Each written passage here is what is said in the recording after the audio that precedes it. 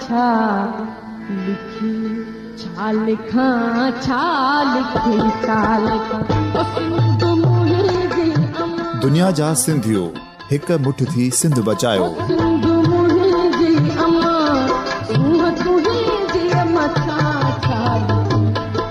लिखां सिंध जो क़ौमी आवाज़ radio voice of Sindh London.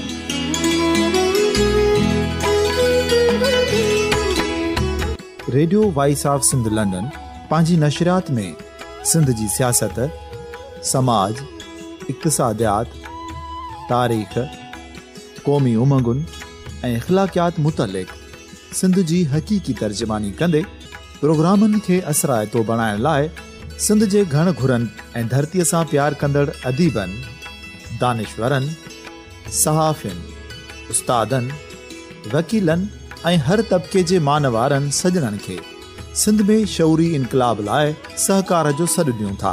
अचो त गॾिजी सूफ़ियुनि ऐं संतनि वारी सिंध जो ओज हिक मुठ थी वरी वापसि आणण वारे सफ़र जा साथारी बणिजऊं।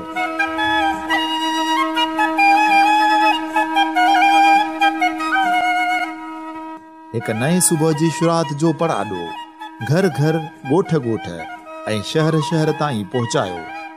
शाल सिंध आबाद ऐं ख़ुशहाल थिए, सिंधी माण्हू सुखियो ऐं सताबो थिए।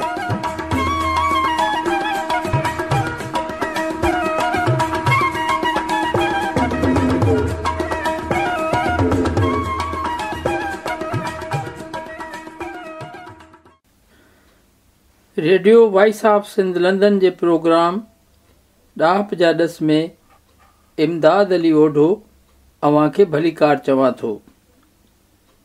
सामईन, अॼोके प्रोग्राम में नई टही जे हिसास ऐं क़ौम जो दर्द रखंदड़ शाइर ख़्याल सिंधीअ सां सिंधी अदबी संगत न्यू सईदाबाद पारां कचहरी रचाई वई।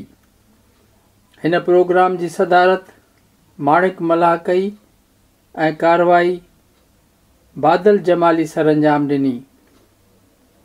जॾहिं त हिन ख़ूबसूरत ऐं यादगार रचायल कचहरीअ में समाज सुधारक अॻुवाण अब्दुर्रज़ाक कुमराणी, फिदा संजराणी, जानी जमाली, अली साजिद राहू, जहांगीर ॾाहिरी, मोहम्मद मुबीन समो, यूनिस चांडियो ऐं माणिक मल्हा ख़्याल सिंधी जी शख़्सियत ऐं शाइरी ते ॻाल्हायो। ख़्याल सिंधी पंहिंजी चूंड शाइरी पेश कई। हिन प्रोग्राम जी मुकमिल कार्रवाई पेश करे रहिया आहियूं।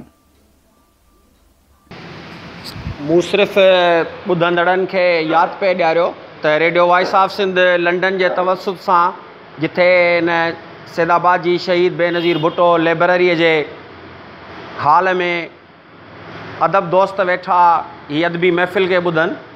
साबिक़ा सीनियर प्रोड्यूसर पाकिस्तान टेलीविज़न मोहतरम बादल जमाली, जेको सिंध जो बहितरीनु कहाणीकार ऐं गॾोगॾु कुझु वक़्तु हुन पहिरीं शुरूआति शाइरीअ खां कई हुई, पर पोइ हुन पंहिंजे शाइरीअ खे छॾे करे सिर्फ़ु कहाणीअ जे ई मैदान में पंहिंजे पाण खे जेको आहे सो मंझरार आयो ऐं अॼु बि शाहकार कहाणियूं जेके आहिनि लिखे पियो, जेके मुख़्तलिफ़ अख़बारुनि में, किताबनि में, रिसालनि में छपजनि पियूं। शाइरी जेका आहे आउं सम्झां पियो त न्यू सईदाबाद में जॾहिं खां सिंधी अदबी संगत जी शाख खुली आहे, उनखां पोइ हुनखे तमामु घणी जेका आहे उहा जिला मिली आहे, उहा रोशनी मिली आहे ऐं उनखां पोइ इनमें तमामु घणी हिकिड़ी इम्प्रूवमेंट आई आहे।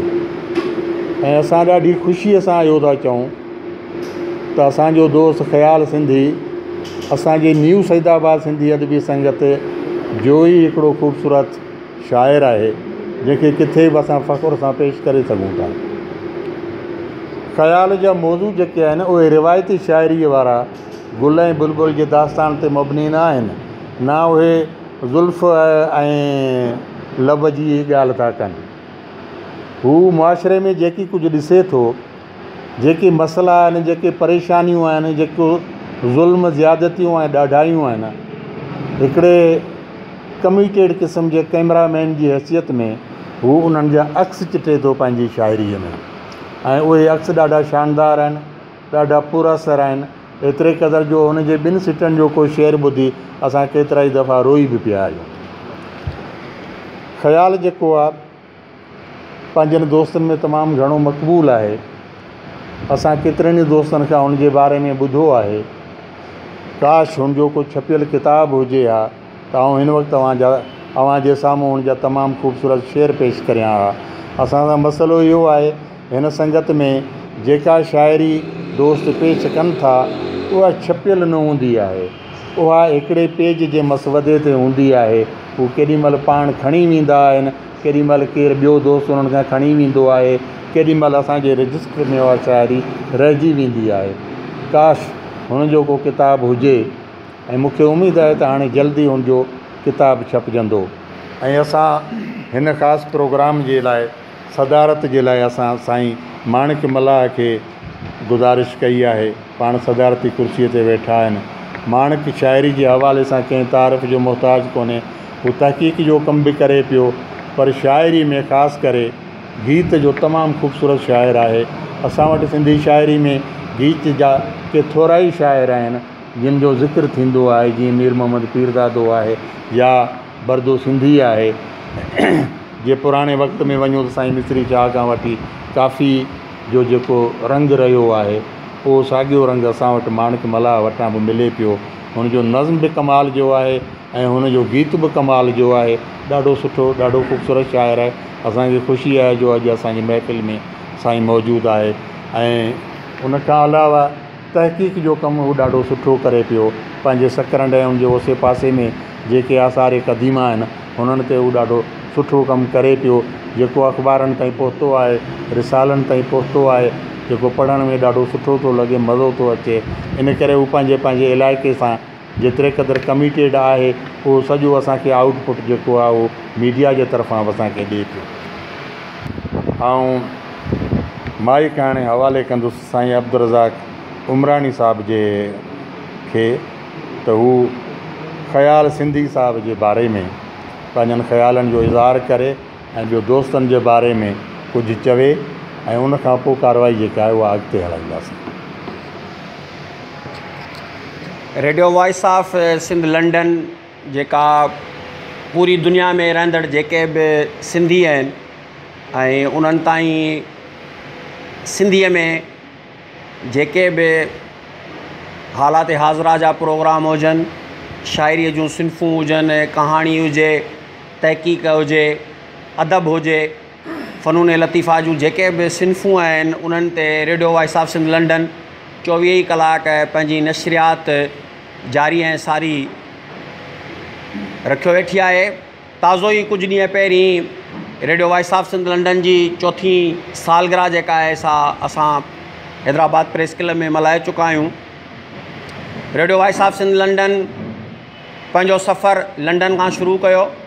सॼी दुनिया में रहंदड़ मिड़ई सिंधी वेब जे ज़रिए, मोबाइल जे ज़रिए, इंटरनेट जे ज़रिए सिंधी ॿोली सम्झंदड़, सिंधी ॿोली सां प्यारु कंदड़ माण्हू हिन रेडियो जे ज़रिए सिंध मुल्क जूं हालतूं, सिंध जूं हालतूं, सिंध जे माण्हुनि जूं हालतूं, सिंध में थींदड़ मुख़्तलिफ़ ॾाढ जबर जा जेके वाक़िया आहिनि उन्हनि जे मुतलिक़ का ॼाण हुजे, का मालूमात हुजे, उन सां गॾोगॾु सिंधी राग जी हर सिन्फ़, सिंधी शाइरी अदब जी जेका असां वटि हिन वक़्त ताईं तरक़ी थिए पई या अदब जे मुतलिक़ जेके बि सरगर्मियूं थियनि पियूं उन्हनि खे radio voice of Sindh London पूरी दुनिया में जेके बि माण्हू सिंधी ॿुधनि था ऐं सिंधी ॿोली सम्झनि था उन्हनि ताईं पहुचाइण जो असांजो पंहिंजो ज़रियो आहे। त अॼु असांजी ख़ुशकिस्मती आहे त अॼु जो ई प्रोग्राम बि radio voice of Sindh London तां जेको आहे सो नशर थिए पियो। सॼी दुनिया में वेठल जेके बि सिंधी हिन वक़्तु radio voice of Sindh London ॿुधी रहिया आहिनि उहे ई प्रोग्राम असांजो डायरेक्ट लाइव जेके आहिनि से ॿुधी रहिया आहिनि। मूंखे ख़ुशी आहे त असांजे सिंध सदियुनि खां पंहिंजो तरक़ीअ जो जेको सफ़र मोहन जे दड़े जी तहज़ीब, जंहिं तहज़ीब असांखे त छा पर सॼी दुनिया खे ॾाप जा नवां गस ॿुधाया ऐं सेखारिया। सिंधू नदी जेका मानसरोवर ढंढ खां शुरू थी करे सिंधी समुंड में छोड़ करे थी, उहा सिंधू नदी ऐं उनजे ॿिन्ही किनारनि ते वसंदड़ क़ौमुनि जेके सिंध क़ौम जे नाले सां सुञाता था वञनि, उन्हनि जो पूरी दुनिया जे इल्म ऐं अदब में जेको पंहिंजे हिसे जो किरदारु आहे, उहो किरदारु तारीख़ में हिन वक़्तु वधी ऐं वाज़ अयां थी ज़ाहिर थी आयो आहे। सिंध जो ख़ूबसूरत कवि, ॾाहो लेखक, जंहिं अॼु बि मुख़्तलिफ़ जेके सकरनि जे भरिसां आसार क़दीमा जूं असांखे पुराणा असांजा शहर मिलिया आहिनि या ॻोठ मिलिया आहिनि या वसंदियूं मिलियूं आहिनि, उन्हनि जे तहक़ीक़ में माणिक जो हिकिड़ो वॾो किरदारु आहे। गॾोगॾु माणिक जंहिं ज़माननि में सिंधी किताब जी छपाईअ वारो कमु जेको आहे उहो इलाही घटि हो ऐं असां वटि अदब जा जेके बि इदारा हुआ, सरकारी इदारा, उन्हनि जूं बि हालतूं के बहितर कोन हुयूं। मूंखे यादि आहे को अहिड़ो बि ज़मानो हो जो सिंधी अदबी बोर्ड ख़ुदि माली बहिरान जे वर चढ़ियल हो ऐं को सिंधी किताब जेको आहे छापण जे पोज़ीशन में कोन हो। उन ज़माने में माणिक जंहिं तरीक़े सां मारूई अकेडमी जे नाले सां सकरनि मां सिंधी अदब खे किताबनि जा तोहफ़ा ॾिना ऐं सिंध जे कहाणीकारनि, सिंध जे शाइरनि, सिंध जे मुख़्तलिफ़ सिन्फ़ुनि सां लाॻापियल दोस्तनि जा जेके किताब शाया करे उन सिंधी माण्हुनि खे पढ़ण जो मौक़ो अता कयो। सिंध जे झोलीअ में जेके उहे फ़नपारा पेश कया, उन जे लाइ माणिक जेको आहे सो जसु लहे। गॾोगॾु अॼु बि टिमाही तख़यल जे नाले सां जेको जीअं असां वटि पुराणनि ज़माननि में हिन वक़्तु उनजी वरी छपाईअ जो कमु तैतुल जो शिकार आहे। महिराण जीअं असां वटि हमेशह हिकिड़ो अदबी घुर्जुनि खे पटांदड़ जेको आहे सो असां वटि टिमाही रिसालो निकिरंदो हो जेको सिंधी अदबी बोर्ड छापींदो हो, पर उहो हिन वक़्तु तैतुल जो शिकार आहे। वरी उन जे माली हालतुनि में जेको आहे सो हिन वक़्तु वरी हिकिड़ो बहिरान आहे। उन सॼी खोट खे पूरो करण जे लाइ तख़यल जंहिं अंदाज़ में सिंध जी इल्म ते, शाइरीअ ते, कहाणीअ ते, तहक़ीक़ ते पंहिंजे हिसे जो किरदारु अदा करे पियो, उहो बि ज़ाहिर आहे त माणिक जे ई मरहून मिनत आहे। असीं माणिक जा थोराइता आहियूं जेको पंहिंजे हिसे जो पोरियो करे ऐं जिथे समाज में जागरता जी मुहिम हलाए पियो, जिथे सोसाइटीअ में माण्हुनि खे जाॻाइण जो अमल करे पियो, उते इल्म ऐं अदब जे ख़ज़ाने में बि अणगणी वाध करे पियो। सो अॼु जे हिन महफ़िल में असांजे हिन प्रोग्राम जी सदारत करे रहियो आहे। मुंहिंजे भरिसां हिन महफ़िल में वेठल इंतिहाई ख़ूबसूरत शाइर मोहतरम फ़िदा संजराणी बि असां सां गॾु जेको आहे सो मौजूदु आहे ऐं गॾोगॾु ख़्याल जे मोहबत में, ख़्याल जे कुर्ब में कुझु ॿिया बि असांजा साथी दोस्त सकरनि खां, ॿियनि इलाइक़नि खां हिते कई हिन महफ़िल में जेके आहिनि से शरीक थियण आया आहिनि ऐं उन्हनि सभिनी दोस्तनि जो इल्म ऐं अदब जे हवाले सां पंहिंजो पंहिंजो जेको आहे सो किरदारु आहे। असां वटि असांजो दोस्त यूनिस चांडियो बि अॼोकी हिन महफ़िल में असां सां गॾु मौजूदु आहे। गॾोगॾु असां सां दोस्त जहांगीर ॾाहिरी आहे। बाक़ी अदब जा शाइक़, अदब सां मुहबत कंदड़ साथी असां सां गॾु मौजूदु आहिनि। त radio voice of Sindh London खे असीं जे ॿुधंदड़नि खे असीं वक़्तनि फ़वक़्तनि हिन प्रोग्राम जे हलण जे दौरान बि मुख़्तलिफ़ दोस्तनि जो तारुफ़ बि कराईंदासीं ऐं उन्हनि ताईं ॻाल्हियूं ॿोलियूं बि पहुचाईंदासीं। हिकु दफ़ो ॿीहर ऐं असांजे सेक्रेटरी सिंधी अदबी संगत शाख न्यू सैदाबाद जी जेका कार्रवाई हलाईंदड़ असांजो दोस्त आहे मोहतरम बादल जमाली, ऐं माइक हिकु दफ़ो ॿीहर उनखे थो ॾियां ऐं गॾोगॾु ऐं गुज़ारिश कंदुसि बादल साईं खे त कुझु दोस्तनि जो जिन जो तारीफ़ मूंखां रहिजी वियो आहे त पाण उन तारीफ़ जे सिलसिले खे अॻियां वधाइनि ऐं गॾोगॾु असांजी अॼोकी इहा महफ़िल उनजो हिकिड़ो ई माख़ज़ ऐं हिकिड़ो ई मर्कज़ आहे। सो आहे असांजो नई टईअ जो इंतिहाई ख़ूबसूरत हिसास शाइर मोहतरम ख़याल सिंधी। शाइरीअ में, अदब में, कहाणीअ में तख़यल जी पंहिंजी हिकिड़ी इम्पॉर्टेंस आहे। माण्हूअ जी सोच, माण्हूअ जी पीड़ा, माण्हूअ जी जुस्तजू, माण्हूअ जी ॻोल्हा, माण्हूअ खे जेके ख़्याल अंदर में उभरी अचनि था, जेके उहो रिसीव करे थो, जेके उहो महसूसु करे थो पंहिंजे समाज मां, पंहिंजनि हालतुनि मां, पंहिंजनि कंडीशनुनि मां, पर जेकॾहिं उनखे ख़ूबसूरती त आहे ख़्याल जी, पर ख़्याल सां गॾोगॾु जेकॾहिं उन वटि फ़न न हुजे त पोइ उहा शइ एतिरी वधीक देरि पाण असरअंदाज़ कान थी थिए। ख़्याल जो तख़युल बि इंतिहाई ख़ूबसूरत आहे, ख़्याल जा महसूसात बि इंतिहाई ख़ूबसूरत आहिनि, ख़्याल जी ॾिसण वारी अखि बि ॾाढी तेज़ आहे। ख़्याल जूं जेके बि हिसूं आहिनि जिन जे ज़रिए कंहिं बि शइ खे माण्हू रिसीव कंदो आहे, परसीव कंदो आहे, महसूसु कंदो आहे, ॾिसंदो आहे, हुनखे पंहिंजे अदराक में पंहिंजी सोच में उहे शयूं ईंदियूं आहिनि।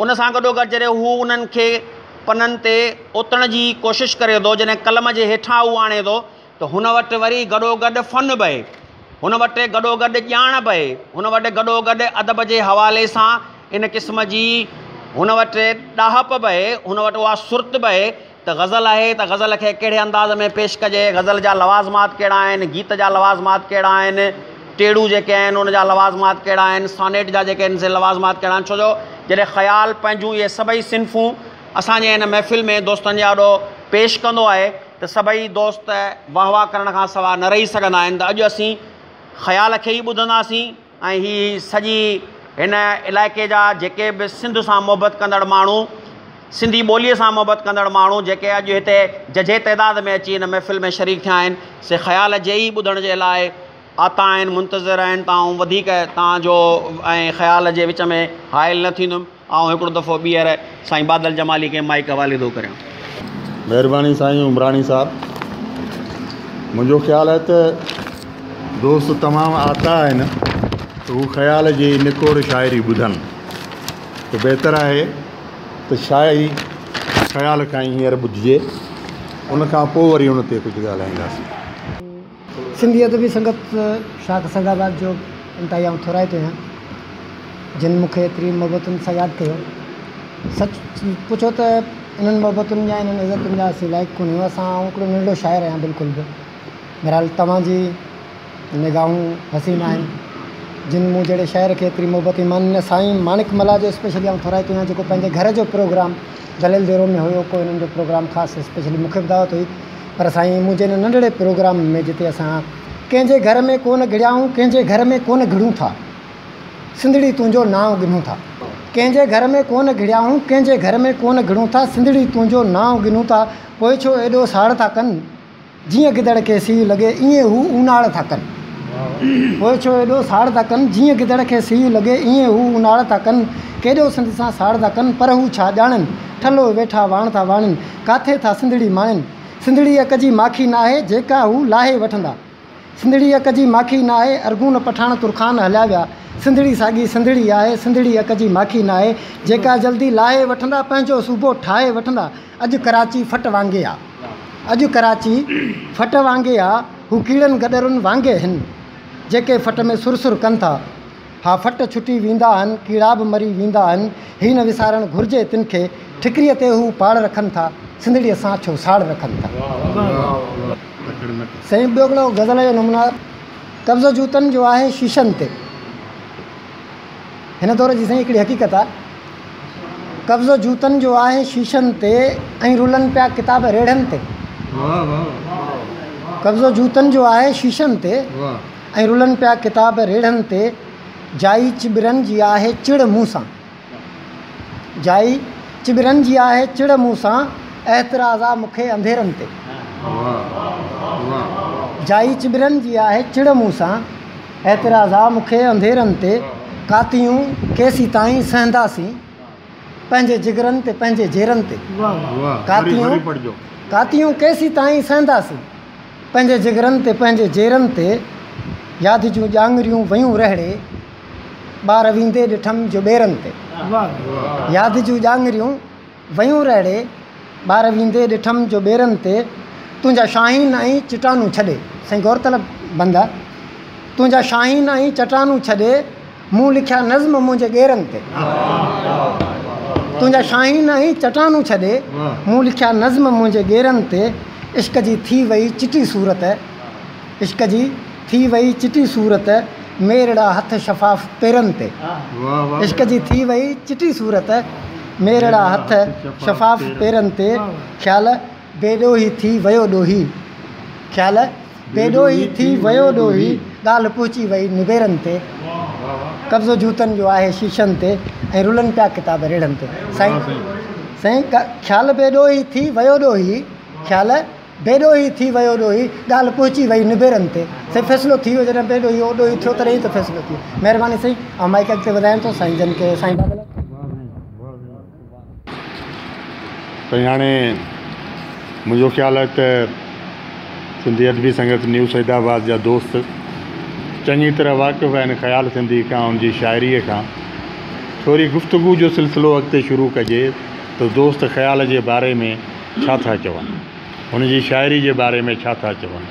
असांजो निहायत ई मोहतरम ऐं मान वारो असांजो साथी फ़िदा संजराणी साहिबु साबुराहू सिंधी अदबी संगत जो सेक्रेटरी असां वटि अॼु मौजूदु आहे ऐं ख़्याल सिंधी हुन जे दायरे में बि रहियो आहे, दोस्तीअ जे दायरे में।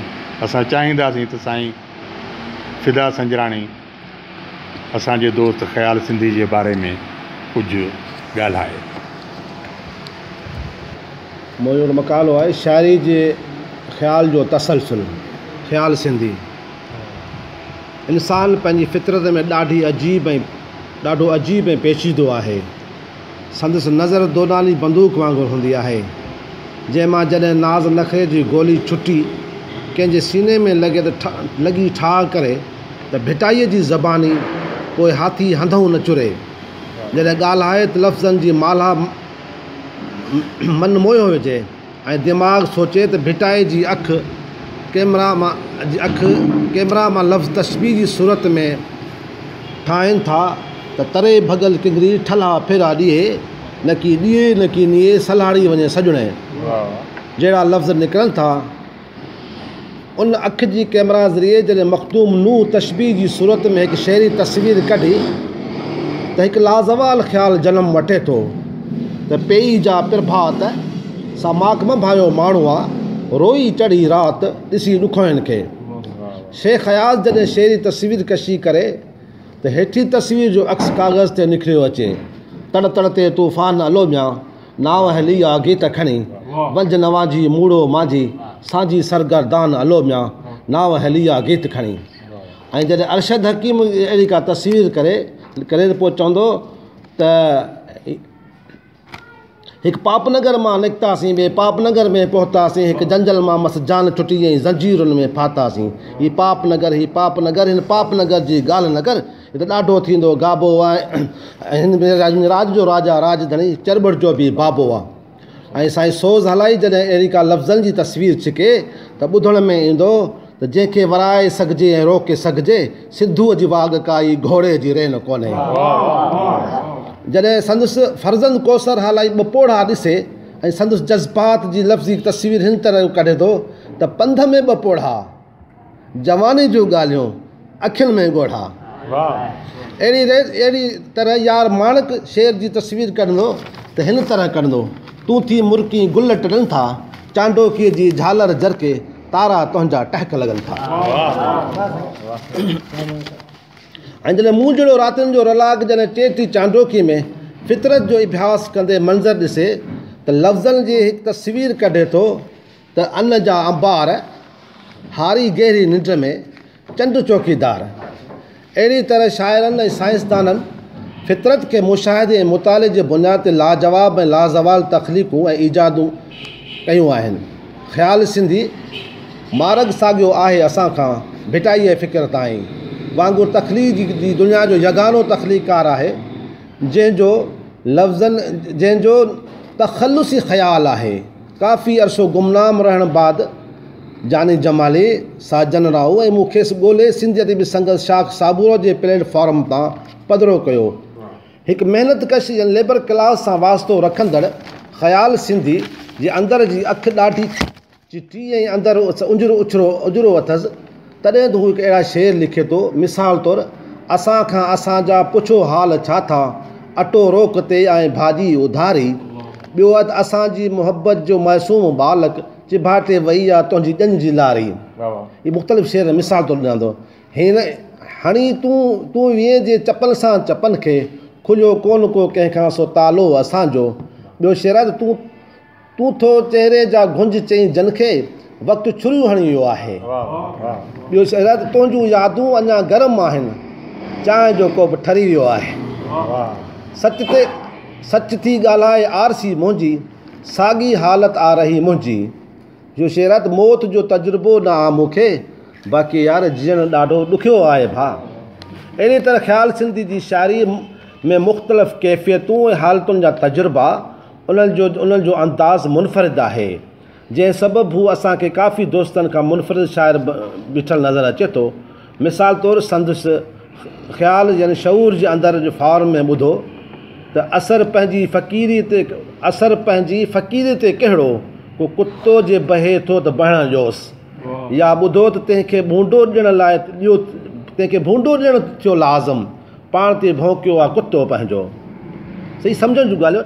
त ख़्याल जी शाइरी में पढ़ंदे ऐं हिकु शेर मुनफ़रिद लॻो, जंहिं लाइ आउं चवंदुसि त हू मूंखे सम्झ में न आयो, या सम्झे त शायदि उन जे लफ़्ज़नि जी तरतीब लिखंदे या फेर कंदे या कुझु बदिलजी वई आहे। उहो शेर आहे, सवें सिज ॼण मुंहुं में उभरी था पवनि था, जीअं ई अव्हां जी अखियुनि में लहां थो। छा इहो शेर हिन तरह न हुअणु घुरिजे हा त सवें सिज ॼण मुंहुं में उभरी था पवनि, जीअं ई असांजे अखियुनि में लहो था।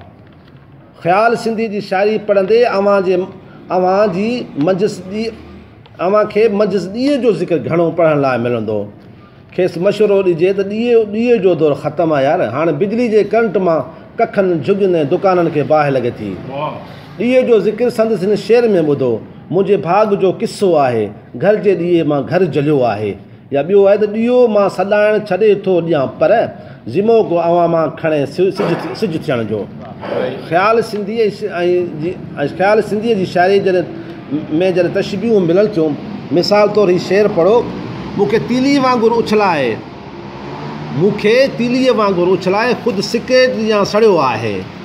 असांजे समाज जी बेहसी ऐं जहालत ते ख़्याल सिंधी चए थो, सिंधियुनि खे ॾिसी ख़्याल रोई ॾिनो, पिया विढ़ाइनि रिछनि सां कुता ईद ते। अहिड़ी तरह असांजनि ॿेलनि ऐं सरकारी निगहदाश्त में कयल तबाही ऐं ख़ात्मे ते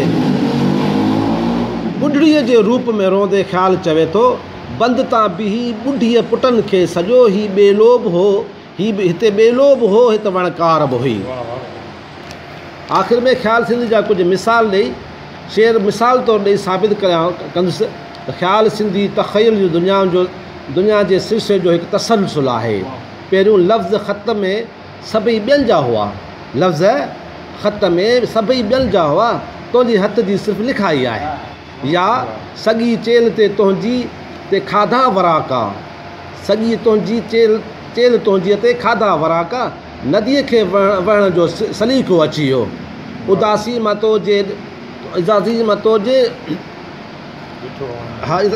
तोजे टोला ॾिठो हो, वणनि खे ॿियनि पननि खे छणनि जो सलीक़ो अची वियो।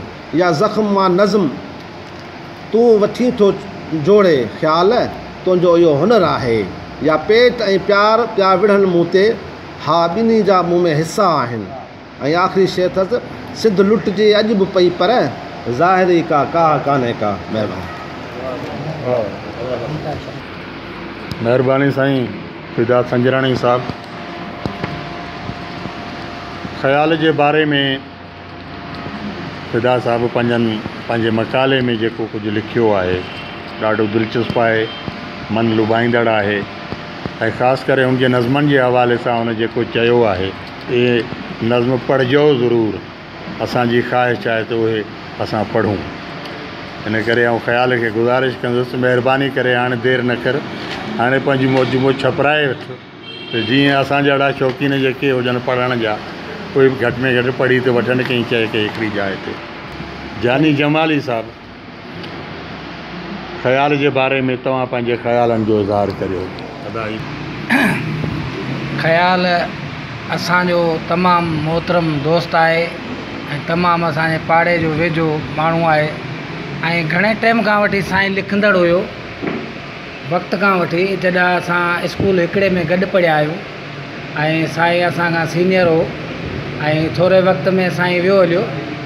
ऐं जेको सो हिन बाक़ाइदा लिखण जी जेका शुरूआति कई वञी टंडो मोहम्मद ख़ान शहर खां कई, छो जो उते हिन जा जेके रिश्तेदार रहंदा हुआ। ऐं इंटर मुंहिंजे ख़्याल में हिन उते वञी कई ऐं मैट्रिक हुन उते वञी कई।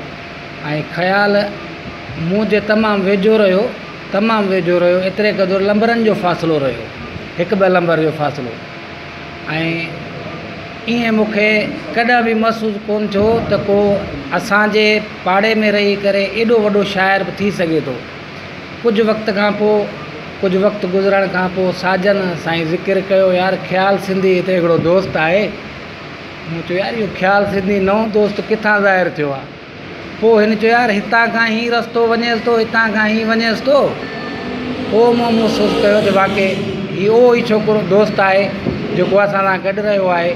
अॼु हुन पंहिंजो ख़्यालनि जो इज़हार ख़्याल सिंधी जे हिसाब सां कयो आहे, पंहिंजो नालो ई ख़्याल ॼाणे थो। ऐं हिन जी जेका नज़र हुई, जेका अखि जी नज़र जेका एतिरी गहराई सां मुतालो पई करे, जेको सो माना तमामु हुनजो नचूर कढी करे पंहिंजे शहरनि में जेको ओतियो हुनखे अहिड़े हिसाब सां अहिड़ी लफ़्ज़नि जी हिकिड़ी माला ठाहे करे पढ़ंदड़ जे आॾो पेश कई ॾाढी ख़ूबसूरत अंदाज़ सां। ऐं ख़्याल तमामु सुठो शाइर आहे। ऐं हिते वेठल दोस्त फिदा संजराणी आहे, उनजे हिकिड़े शेर सां हिनखे भेटा ॾींदसि। अञा लोक गीत ऐं जमालो थो ॿुधिजे, भेटाई जे बेतनि जो पड़ाॾो थो ॿुधिजे, ॿधनि मोड़ घोट ऐं लाऊं लहनि पिया, वञी चओ दुनिया खे अञा सिंधिजे पई, वञी चओ अञा दुनिया खे अञा सिंधिजे पई। ऐं ख़्याल सिंधी जहिड़ा असां वटि खोड़ सारा शाइर आहिनि जेके अञा दुनिया सिंध में असांजे में पैदा थियनि पिया ऐं तमामु सुठो लिखनि पिया। हुननि जो लिखणनि जो मोहर जेको आहे तमामु ख़ूबसूरत आहे ऐं हुननि जो मुतालो ॾाढो ज़बरदस्त आहे। ख़्याल जो हिकिड़ो नंढिड़ो नज़म कल्ह मूं डायरी में हिकिड़ो ॾिठो थोरो, उन में मूंखे ॾाढी अजीब कैफ़ियत लॻी, ॾाढो हिन माना ज़बरदस्त हिन जो ख़्यालु आहे। फ़क़ीराणी जी हिकिड़ी ज़िक्र आहे, हिकिड़ो किसो आहे त जेका पेट जी बुख उजाइण जे लाइ सॼी 3 बाज़ारनि में पिने थी त हुनजो जेको आहे सो पेट नथो भरिजे। पोइ आख़िर हुनखे हिकिड़े सेठ जी ॻाल्हि मञणी थी पवे। पोइ सेठ जी ॻाल्हि मञण खां पोइ अफ़सोस आहे यार असांजे समाज में ईअं बि थींदो आहे। इन शइ खे ख़्याल जेको पंहिंजी अखि सां कैच कयो आहे, जेको दोस्तनि ताईं पहुचायो आहे ऐं जेके दोस्त हुनखे गहराई सां मुतालो कंदा त वाक़ई ख़्याल जेको लिखियो आहे तमामु बहितरीनु लिखियो आहे। अस्सलाम वालेकुम। महिरबानी साईं जानी जमाली साहब। मुंहिंजो ख़्यालु आहे हाणे वरी असां ख़्याल जी शाइरी ॿुधूं, हुन मां हिज़ हासिलु करियूं। जी साईं। कुझु अर्सो अॻु में जॾहिं मूंखे शाइरी जो जुनून हुयो त टंड मोहम्मद खान में सिंधी अदबी संगत में 1-2 दफ़ा वियुमि, पर उते जेको सो इस्लाह जे बजाए मूंखे पहिरीं गरजाणीअ मंझि एतिरो चिथियो वियो। हिकिड़ो बुज़ुर्ग शाइर वेठो हो उते, अलाह खे जन्नत नसीब करे। उनखे जीअं मुंहिंजो पहिरीं चकर आऊं वियुसि उते पनो पहुतो, हुन पढ़णु ॿुधणु बदिरां हुन पने खे वठणु शुरू कयो। वटे ॻाल्हाईंदे बि वियो, वटींदे बि वियो ऐं हुन मां हिकिड़ी सिगरेट ठाहे छॾी हुन पने खे। पछाड़ी जो जेॾी महिल सभिनी ॻाल्हाए बसि कई त उहो सिगरेट मुंहिंजे अॻियां फिटी करे चई त बाबा तूं जेको सिखी पोइ अचिजांइ। मुंहिंजी दिलि टुटी पई सिंधी अदबी संगत खां। हक़ीक़त इहा आहे, मुंहिंजी सिंधी अदबी संगत खां दिलि टुटी पई। पोइ मूंखे हिकिड़ो ज़िद थी पियो। मूं चयो अगरि जॾहिं हाणे सिंधी अदबी संगत में वञिबो त पोइ ठही वञिबो।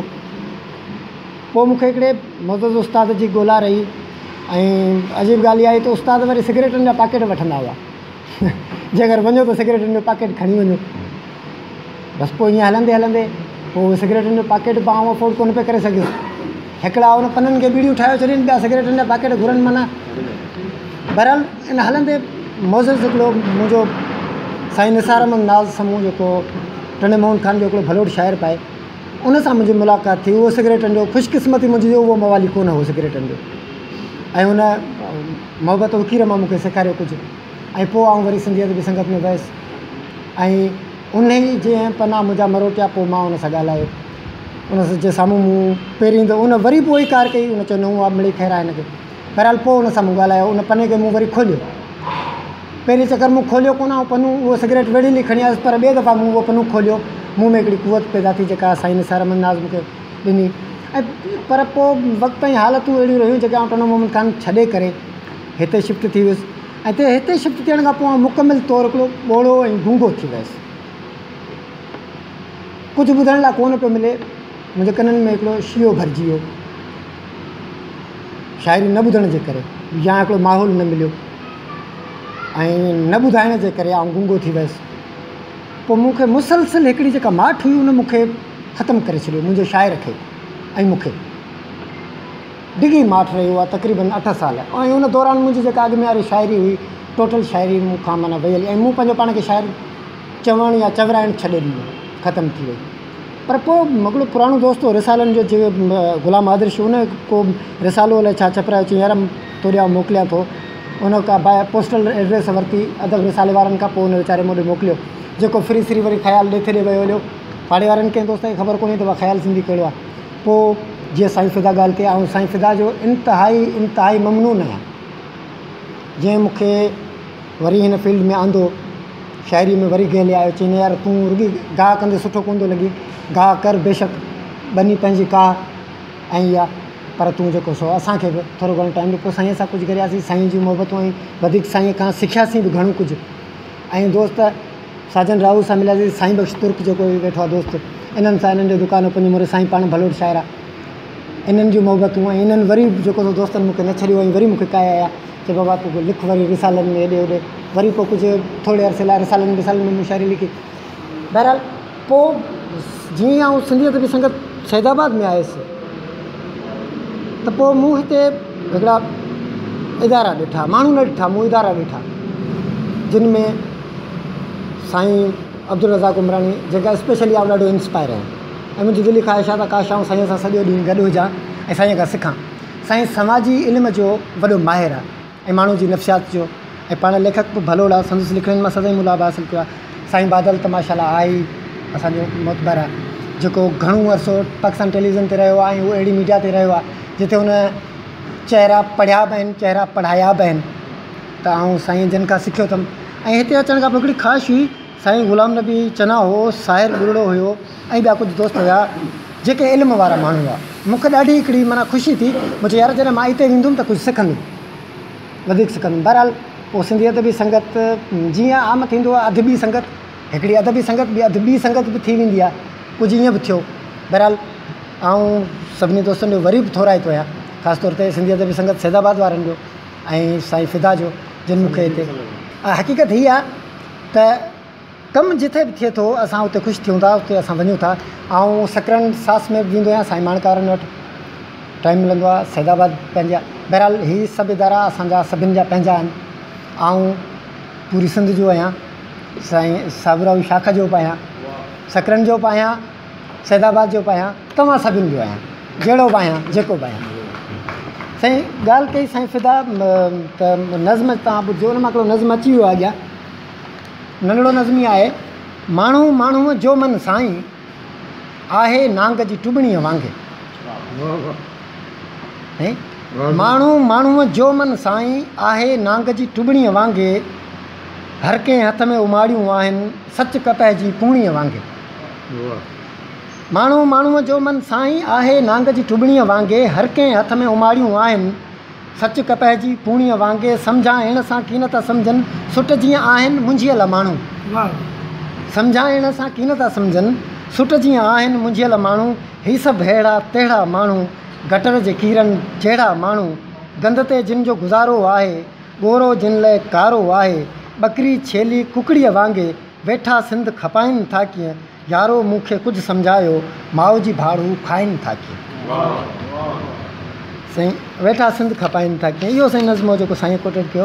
हिकिड़ो ॿियो नज़्म पाए मुख़्तसिरा, अहिड़ी हालत में जीवन खे घारे त भला को कीअं घारे। अहिड़ी हालत में जीवन खे घारे त भला को कीअं घारे। सभु कुझु ॿुधंदे कुझु बि न ॿुधिजे, सभु कुझु ॾिसंदे कुझु बि न ॾिसिजे। अंधो बि थिजे, ॿोड़ो बि थिजे, लूलो बि थिजे, लंगड़ो बि थिजे। पंहिंजे हथनि सां पंहिंजे हॾनि तां मास खे कोरे छॾिजे ॿारे। अहिड़ी हालत में जीवन खे घारे त भला को कीअं घारे। अहिड़ी हालत में जीवन खे घारे त भला को कीअं घारे। जंहिंजे हथनि में फूल आहिनि सो टांडनि ते टिचकायो वञे थो, कपिड़नि वांगुरु जाथे साईं चहिरो बि बदिलायो वञे थो। कपिड़नि वांगुरु जाथे साईं चहिरो बि बदिलायो वञे थो। पंहिंजे दर तां गंद मेड़े ॿिए जे दर उछलायो वञे थो। हक़ खाइण त ठहियो पर माण्हू ई माण्हू खे खायो वञे थो।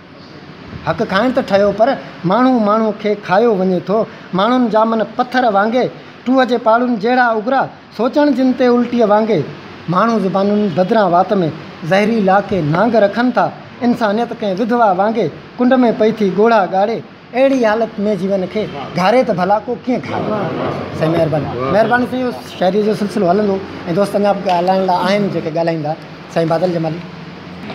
हाणे मुंहिंजो ख़्यालु आहे त ख़्याल जे बारे में कुझु ॿियनि दोस्तनि खां राय वठिजे। ख़्याल जो तमामु प्यारो दोस्त, असांजो तमामु सुठो नौजवान शाइर अली साजन राहू मुंहिंजे पासे में मौजूदु आहे। ऐं दावत ॾींदुसि अली साजन खे त ख़्याल जे बारे में, दोस्ती जे बारे में, संदसि शाइरी जे बारे में गॾियल पंहिंजनि ख़्यालनि जो इज़हार करे। अली साजन राहू। असल में 4-5 साल पहिरीं खां साईं ख़्याल साहब सां मुंहिंजी इतफ़ाक़न वॉलीबॉल ते मुलाक़ात थी, जंहिंमें असां साईं जो नालो पहिरीं त अदबी ख़्याल सिंधी जुमन जे नाले सां साईं जो नालो आहे, त उते आऊं हिनखे चवां पियो नालो वठी जुमन हाजुमन दर बदर। त जेॾीमहिल मैच ख़तमु थी त पोइ असांजो वरी पाण में थोरो कचहरी थी। मूंखे चई यार तूं जुमन दर बदर छो पियो चई, मूंखे तूं शाइर ई छा? मूं चयो यार वाक़ई आऊं शाइरी कंदो आहियां। चई यार पोइ तूं ख़्याल सिंधी पढ़ियो आहे? मूं चयो न यार ख़्याल सिंधी मूं कोन पढ़ियो आहे। चई त उहो मां ई आहियां। पोइ ईअं आहिस्ता आहिस्ता साईं सां मुलाक़ात थी, जीअं राब्ते में आयासीं गहराई थी, थोरो घणी अंधी मंडी कची फुकी शाइरी साईं खे ॿुधाईंदा आहियूं असां पंहिंजी, त साईं थोरी इस्लाह कंदा। 3-4 साल जो वास्तो मूंखे ईअं लॻे थो त जहिड़ो असांजो को जनमनि जो वास्तो हुजे हिन टाइम।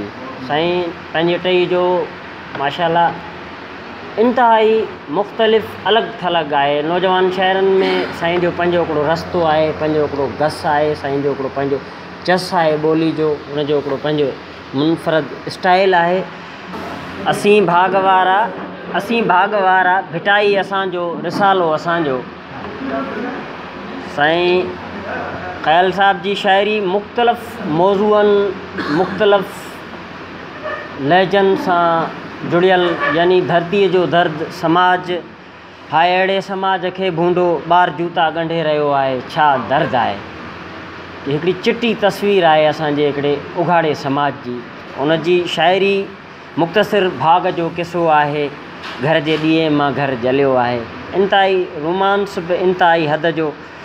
घोट आऊं ऐं कुंवार हूंदीअ तूं, छा त वादा हुया, छा इरादा हुया। इंतिहाई ख़ूबसूरत शाइरी। या अंब सुकी विया, अक वधी विया, सिंधड़ीअ सां ना हक़ वधी विया, काल कपिया मूं लूसण वांगे, तिन जा वरी अॼु नक वधी विया। ऐं साईं ख़्याल साहब जंहिंखे हिकिड़ी पंहिंजे नज़म में भेटा ॾींदुसि, जेका स्पेशली मूं साईं ख़्याल खे ट्रिब्यूट कयां थो। पोपटनि जो पाड़ेसरी शाइर मोहतरम ख़्याल सिंधी साहब, जेको मुंहिंजो अदबी उस्ताद बि आहे, महबूब दोस्त बि आहे मुंहिंजो। तुंहिंजे सोचुनि में सौंफनि जूं पोखूं पचनि, तुंहिंजे सोचुनि में सौंफनि जूं पोखूं पचनि, तुंहिंजे साहनि में सारियुनि जी आहे सुगंध, तोसां पोपट कचहरियूं करण था अचनि, तुंहिंजे गज़लनि में मिटीअ जी आहे महक, तुंहिंजे नज़मनि में कई नमूरियूं पचनि, तुंहिंजे नज़मनि में कई नमूरियूं पचनि, तुंहिंजे लिखड़ियुनि में ॻाढ़ियूं खजूं सखर जूं, तुंहिंजे कविता में कामुनि जूं लामूं लुॾनि, तूं जे खाॾीअ ते हथड़ो रखी ऐं कवि, ख़ूब सरहनि ते फूलार महकी पवे, सींध जॾहिं संवारी त सिंगरियूं पचनि, हथ लोॾी त हैरान हैरण थिए, फूल बबरनि जा झूमण लॻनि डार में, तुंहिंजा अंदाज़ वणंदड़ अमल ता सजां, तुंहिंजे मुर्कुनि सां मांझे लियूं थियूं फुटनि, जोश तुंहिंजो ॾिसी अंब शाखूं ॾियनि, राति जाॻी त झूटा अचनि चंड खे, राति जाॻी त झूटा अचनि चंड खे, ऐं तारा बि तिरकण लॻनि उभते, बेद मुश्कनि जे छाउनि जहिड़ा कवि, तुंहिंजे ॻाल्हियुनि में गेरनि जा आखेरड़ा,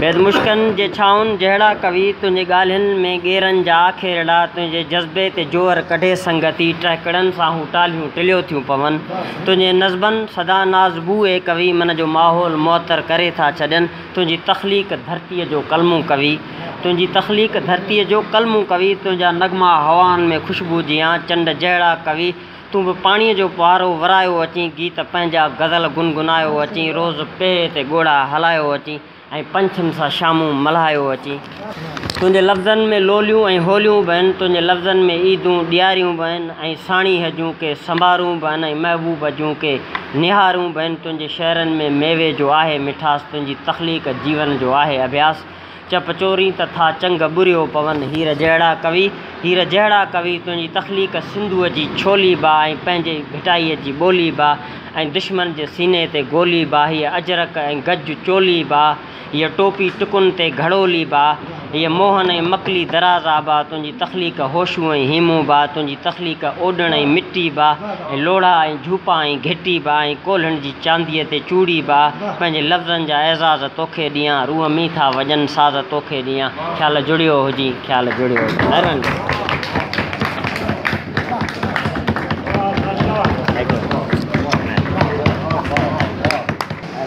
तख़लीक़ जी का इंतिहा कान्हे, का हद को छेह कोन्हे। माण्हू जॾहिं पंहिंजी सचाईअ सां लिखण ते अचे थो ऐं कुदरत जे तरफ़ां ॾात हुनखे वदियत कयल हूंदी आहे। वदियत कयल हिकिड़ी वॾी ॻाल्हि आहे, उधारी वरितल न।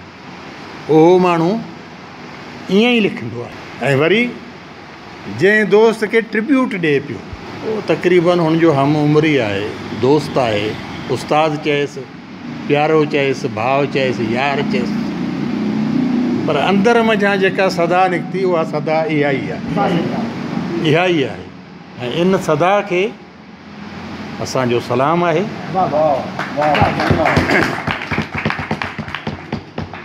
असांजा ही तख़लीक़कार दोस्त जेके आहिनि, ख़ुदा तोखे ख़ुशि रखे अली साजन। तूं अहिड़ा ख़ूबसूरत अहिड़ा प्यारा ख़्याल पंहिंजनि दोस्तनि जे लाइ बि रखी थो।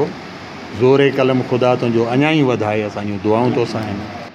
ख़्याल सिंधी जे लाइ हाणे आऊं गुज़ारिश कंदुसि, असांजो नौजवान दोस्त आहे जहांगीर डायरी, संस बारे में पंहिंजनि ख़्यालनि जो इज़हार करे। बिस्मिल्लाहिर्रहमानिर्रहीम। सॼी संगत खे हक़ मौजूदु।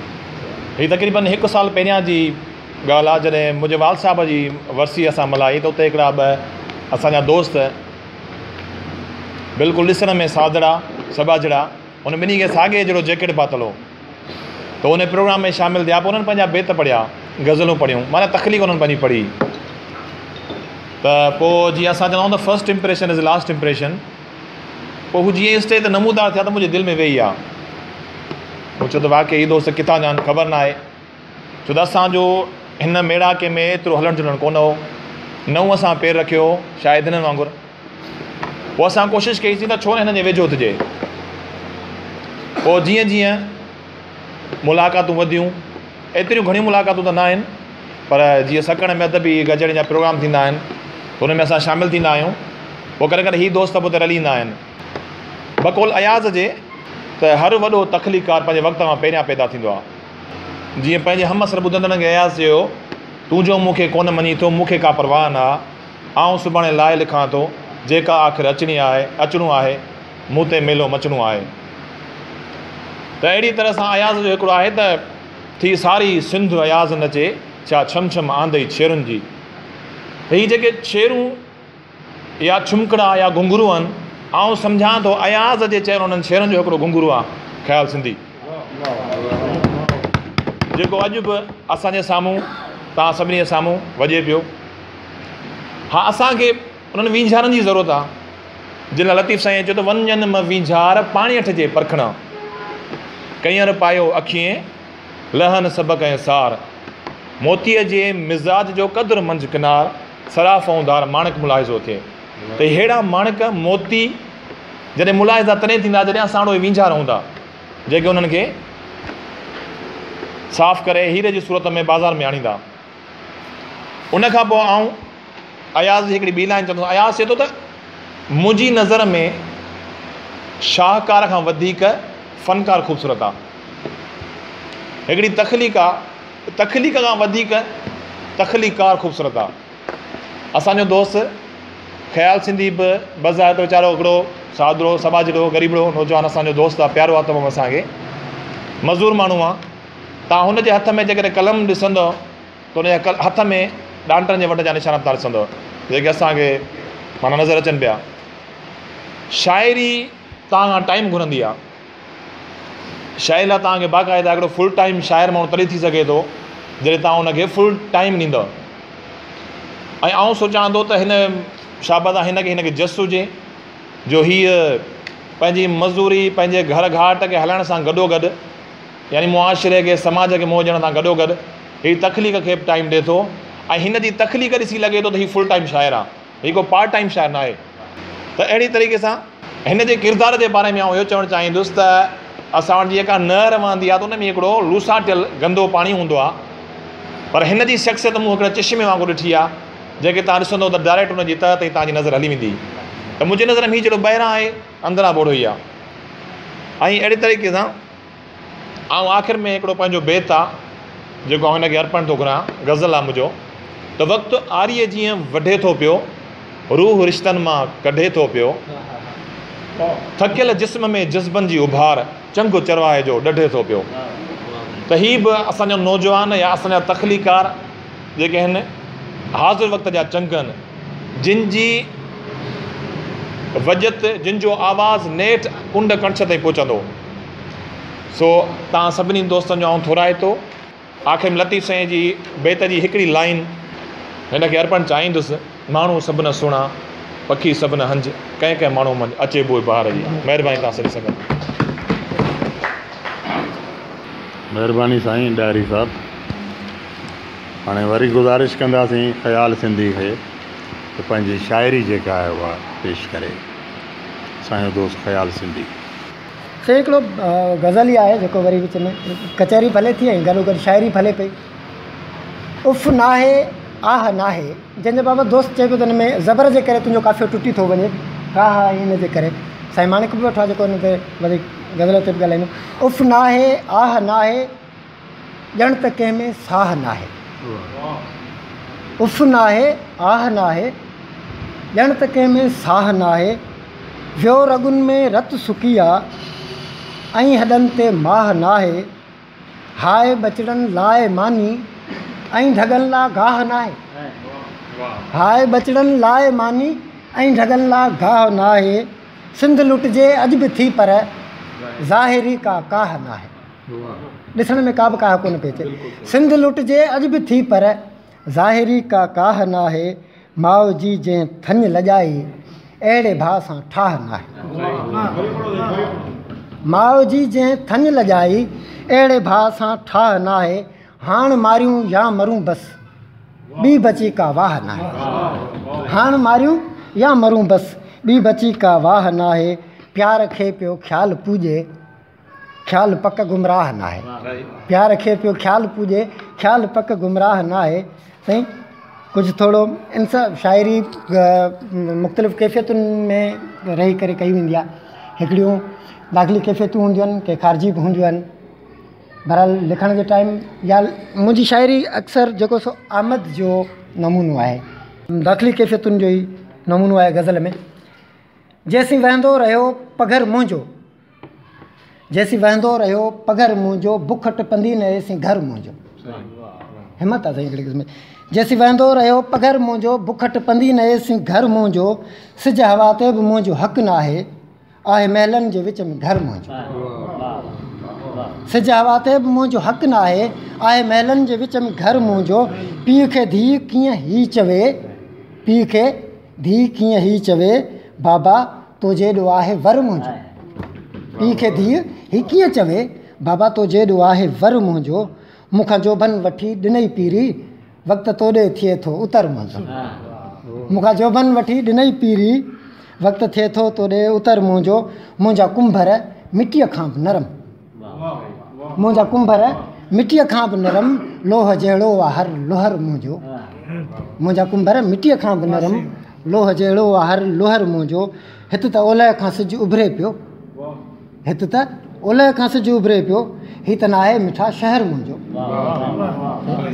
हिते त ओलह खां सिजु उभिरे पियो, हीअ त नाहे मिठा शहर मुंहिंजो। हुस्न तूं आहीं इश्क मां आहियां, हुस्न तूं आहीं इश्क मां आहियां, बाग़ तुंहिंजो सदाईं बर मुंहिंजो, जेसीं वहंदो रहियो पघर मुंहिंजो। महिरबानी साईं। तमामु ख़ूबसूरत ख़याल। ॾाटनि जा निशान हथ में, तख़लीक़ी हथ जेके कलम बि खणनि था। तख़लीक़ त कुदरत जी ॾात आहे, इल्मु कुदरत जो ॾात आहे। उहा कुदरत जी ॾात जंहिंखे मिले थी उहो मालामाल थो थिए। इन्हनि ॻाल्हियुनि मां मूंखे यादि आयो, नई उमिरि हुई, 15-16 साल उमिरि हुई। कुझु मज़हबी मसइला हुआ, मुलनि सां असां बि शामिलु हुआसीं। पोइ कंहिं मसइले ते असां सोचियो त इन जे लाइ कंहिं वॾे आलिम खां फ़तवा हासिलु कजे। मुफ़्ती ग़ुलाम हुसैन जमाली हूंदो हो, सकरंड वारे पासे जो। ऐं अहमद मरूम उहो बि असांजे ॻोठ जो असांजो अज़ीज़ हो। उन ज़माने में गाॾियूं कोन हुयूं, मोटरसाइकिलूं कोन हुयूं। पंधु वियासीं हुते, पंधु वियासीं। शाम जो विचीअ महिल वञी हुते पहुतासीं। चयोसीं मुफ़्ती साहिब सां मिलणो आहे। मूंखे त ख़्यालु हूंदो मुफ़्ती साहिबु वॾे ठठ सां जेके आहिनि तकिया विहाणा रखियो वेठो हूंदो, उन सां असां ॻाल्हाईंदासीं। असांखे कंहिं चयो त साईं ॿनीअ ते वियो आहे, तव्हां हिते बीहो, हू परियां अचे पियो। असां बीठा रहियासीं, मस्जिद जे भर में असां बीठा रहियासीं। हू माण्हू परियां आयो, मूंखे हैरत थी। अछी ॾाढी अछनि वारनि वारो हिकिड़ो पोड़ो माण्हू, बुज़ुर्ग माण्हू, मथे ते पटको ॿधल ऐं काठियुनि जी भरी मथे ते, ऐं शलवार जा पांचा जेके आहिनि उहे मथे खुंजियल। उहो असांजे भरिसां आयो, असां वधी सलाम कयो। हुन छा कयो जो आहे, काठियुनि जी भरी लाहे मस्जिद जे हुन दीवार जे मथां रखी। जी बाबा कीअं आया आहियो? असां पंहिंजी ॻाल्हि कई। असांखे वेहण जे लाइ हुन कोन चयो। हुन उते बीठे बीठे उहो मसइलो जेको हो उन जे बारे में मुफ़्ती हो जेको हुनखे कुझु चवणो हो। न त इन क़िस्म जा आलिम जेके आहिनि उहे ईअं ॿनियुनि ते कोन घुमंदा आहिनि, ईअं परेशान हाल नज़र कोन ईंदा आहिनि। पर जिन खे ॾात आहे कुदरत जी, पर उनखां पोइ पंहिंजे हथनि जो पूरो करणु, पंहिंजो कमु करणु जेको आहे उन में फ़ख़्रु महसूसु कंदा आहिनि। हिकिड़ो मिसाल इहो मूं ॾिठो। हिकिड़ो असांजो अली बाबा, का डॉक्यूमेंट्री ठही पई PTV जे तरफ़ां मोहन जे दड़े जी नचणी जे हवाले सां। स्क्रिप्ट को अली बाबा जो हो। नचणी जेका हुई उहा हिकिड़ी कराची जी डांसर हुई, महर रिज़वी उनजो नालो हो, रिज़वी शाह थींदा आहिनि। उन टीम सां गॾु अली बाबा मोहन जे दड़े ते आयो। डांसर सां काफ़ी इन जूं ॻाल्हियूं ॿोलियूं थियूं। ही हमेशह इनकलाब जूं ॻाल्हियूं करे, इनकलाब जूं ॻाल्हियूं करे। हुन चयो अली तूं हर वक़्तु इनकलाब पियो करीं, तूं हथ त पंहिंजा मूंखे ॾेखार। ॾिठईं, चई हीअ मुंहिंजा हथ आहिनि, हीअ तुंहिंजा हथ आहिनि, मूंखां वधीक तुंहिंजा हथ नाज़ुक आहिनि। इहे नाज़ुक हथ कहिड़ो इनकलाब आणींदा? चई ॻाल्हि ॿुध, आऊं हथ में कलम हलाईंदो आहियां, तलवार कोन थो हलायां। आऊं कलम हलाईंदो आहियां हथ सां, उनजे लाइ लिखूं कोन थियूं पवनि। तलवार जी दावा मूं कान कई आहे, तूं उन हवाले सां मुंहिंजे हथ खे ॾिस। तो इन करे अलाह साईं जंहिंखे जेका ॾात ॾिनी आहे उहा पंहिंजी जाइ ते अहम आहे, उन सां केरु इंसाफ़ करे। फ़नकार सचो जेको हूंदो उहो अंदरि जो बि सचो हूंदो। जीअं सवेर ॻाल्हि दोस्त कई त झरने जे पाणी वांगुरु ई अंदरां बि साफ़ु आहे। सो जंहिंजे अंदरि में किन हूंदो उहा सची ॻाल्हि उहो करे ई कोन सघंदो, सुहिणी ख़ूबसूरत ॻाल्हि हू करे ई कोन सघंदो। इहो ख़ूबी उन्हनि जी ई आहे जंहिंजो अंदरि बि साफ़ु हुजे, शीशे वांगुरु हुजे, आईने वांगुरु हुजे। साईं मोहम्मद मुबीन साम्हूं ॻाल्हाईंदो। ख़्याल सिंधीअ सां असांजी मुंहिंजी मुलाक़ात तमामु मुख़्तसिर आहे। ऐं न को शाइर आहियां, न को अदीब आहियां, मूं वटि उहे लफ़्ज़ कोन्हे जेके आऊं ख़्याल सिंधीअ जे शान में ऐं मान में बयानु करे सघां। पर हिन जी जेका ख़्याल जी जेका मुख़्तसिर मुलाक़ात आहे उहा मुख़्तसिर मां हाणे असां ते मुनहसिर थी वई आहे। हाणे त असांजो सॼो इनसार जहिड़ो ख़्याल ते हूंदो आहे त ख़्याल अचे त महफ़िल मचे। ख़्याल जो तख़ल्लुस ख़्याल आहे, पर ख़्याली शाइरी कोन कंदो आहे। ख़्याल शाइरी ख़्याल सां कंदो आहे, ख़्याल शाइरी ख़्याल सां कंदो आहे। ऐं उहो ई ख़्याल जेको आहे असांखे हक़ीक़तुनि जी दुनिया में वठी वेंदो आहे त हक़ीक़तूं छा आहिनि। असांजो मुआशिरो छा आहे, असांजे मुआशिरे जो ई उहो मुसविर आहे जंहिंजी जेका चिटियल तस्वीर आहे उन में असीं एतिरो महव थी वेंदा आहियूं, उन में गुम थी वेंदा आहियूं त वाक़ई असां उन माहौल में मौजूदु आहियूं। ही उहो संग तराश आहे जेका ही तस्वीर तराशींदो आहे, उहा तस्वीर उहो बुत न लॻंदो आहे, उहो हक़ीक़त में हिकिड़ो उन में हिकिड़ो रूह हूंदो आहे जेका असांखे माना महसूसु कराईंदी आहे त ज़िंदगी छा आहे। पर ख़्याल जे लाइ जेतिरो ॻाल्हाइजे घटि आहे। ख़्याल जी शाइरी ॿुधी असीं ख़्यालनि में गुम थी वेंदा आहियूं, पर पोइ वरी हक़ीक़त जी दुनिया में वापसि अचण जी कोशिशि कंदा आहियूं त हुन त असांखे हक़ीक़त जो रस्तो ॾेखारियो आहे, असीं ख़्यालनि में छो गुम आहियूं। बहरहाल शाइर लाइ जेतिरी ॻाल्हि कजे उहा घटि आहे। हिकिड़ो दौरु शाइरी जो हले, उन खां पोइ सदर साहिब खां पुछंदासीं। साईं ख़याल साहिब जी शाइरी। घाव हुन जा मञोसीं त ज़्यादा हुया, घाव हुन जा मञोसीं त ज़्यादा हुया, पर असांजा बि सीना कुशादा हुया। घाव हुन जा मञोसीं त ज़्यादा हुया, पर असांजा बि सीना कुशादा हुया। लूणु लुड़कनि में वियो मूंखां पइजी घणो, लूणु लुड़कनि में वियो मूंखां पइजी घणो, टहक हुन बि रधिया बेसवादा हुया, टहक हुन बि रधिया बेसवादा हुया। तोखे लालच वई हुई खणी कार में, तोखे लालच वई हुई खणी कार में, प्यार मुंहिंजा पिरीं अॼु बि प्यादा हुया। तोखे लालच वई हुई खणी कार में, प्यार मुंहिंजा पिरीं अॼु बि प्यादा हुया। घोट आऊं हूंदुसि कुंवार हूंदीअ तूं, छा त वादा हुया छा इरादा हुया। जग जे चालाकियुनि जो ज़िक्र हो मगर, जग जे चालाकियुनि जो ज़िक्र हो मगर, ख़्याल मुंहिंजा शहर पोइ बि सादा हुया। गाव हुन जा मञोसीं त ज़्यादा हुया। साईं कुझु गज़ल जो नमूनो हले पियो। इश्क जो जित ज़हूर थींदो आहे, उत अंधनि खे बि नूर थींदो आहे। इश्क जो जित ज़हूर थींदो आहे, उत अंधनि खे बि नूर थींदो आहे। ही मोहबत जा मौजज़ा आहिनि, सूर में बि सुरूर थींदो आहे। ही मोहबत जा मौजज़ा आहिनि, सूर में बि सुरूर थींदो आहे। अख त मूसा जो शौक़ु आहे कंदी, साईं अख त मूसा जो शौक़ु आहे कंदी, खाक दिलि जो ई तूर थींदो आहे। अख त मूसा जो शौक़ु आहे कंदी, खाक दिलि जो ई तूर थींदो आहे। ख़्याल एॾो त घाइजी वियो हां, जो मरहम ते बि सूर थींदो आहे। ख़्याल एॾो त घाइजी वियो हां, जो मरहम ते बि सूर थींदो आहे। उत अंधनि खे बि नूर थींदो आहे। प्यार छा करिणो हुयो, रुञ में रुलणो हुयो। प्यार छा करिणो हुयो, रुञ में रुलणो हुयो। सोच ॻोरहाड़ी हुई, सोच ॻोरहाड़ी हुई, नज़्म को ॼमणो हुयो। सोच ॻोरहाड़ी हुई, नज़्म को ॼमणो हुयो। शाइरी बि ठीकु पर ॿियो बि कुझु करिणो हुयो। शाइरी बि ठीकु पर ॿियो बि कुझु करिणो हुयो। हो सफ़ा सवलो जीअण, हो सफ़ा सवलो जीअण, पर अंधो थियणो हुयो। हो सफ़ा सवलो जीअण, पर अंधो थियणो हुयो। हण हणा में यादि पियो पाण सां मिलणो हुयो। हण हणा में यादि पियो पाण सां मिलणो हुयो। सव कंडा आहिनि लॻा हिकिड़ो गुल पटणो हुयो। सव कंडा आहिनि लॻा हिकिड़ो गुल पटणो हुयो। तुंहिंजो दामन हो सफ़ेद लुड़क बि उघणो हुयो।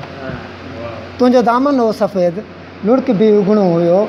डायरी वठ बि सुभाणे अॼु अटो वठणो हुयो। इश्क में एतिरो, आख़िरी गज़ल था ॿुधायूं पोइ दोस्तनि इख़्तिताम था कयूं। हीउ थोरो हाणे इश्क शाइरी जो हले पियो दौरु, उन में हिकिड़ो गज़ल आहे। इश्क में एतिरो खरी वञिजे, कंहिं दोस्त चयो इश्क में खरबो कोन्हे। इश्क में एतिरो खरी वञिजे, हूअ विछड़े त बसि मरी वञिजे। ईअं खरिजे न, इश्क में एतिरो खरी वञिजे, हूअ विछड़े त बसि मरी वञिजे। हाणे भेले भले त छो भाड़ियूं, इश्क आहे त पोइ तरी वञिजे।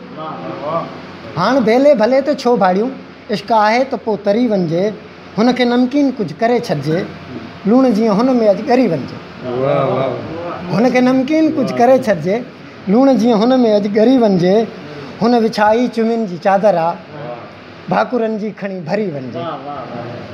हुन विछाई चुमिन जी चादर आहे, भाकुरनि जी खणी भरी वञिजे।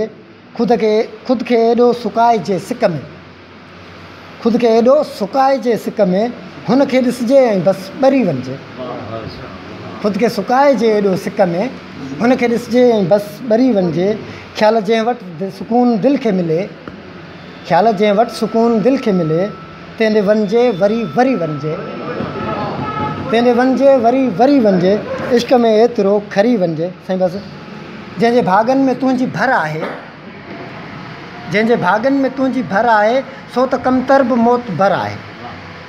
जंहिंजे भाॻनि में तुंहिंजी भर आहे सो त कमतर बि मौत भर आहे। मुंहिंजे नज़मनि जो रंग गेड़ू आहे, हिकिड़ी जोगण जो ही असरु आहे। मुंहिंजे नज़मनि जो रंग गेड़ू आहे, हिकिड़ी जोगण जो ही असरु आहे। ऐं भिट शाह ते लथुसि बस मां, पाए भाकुर मिलियो तमर आहे।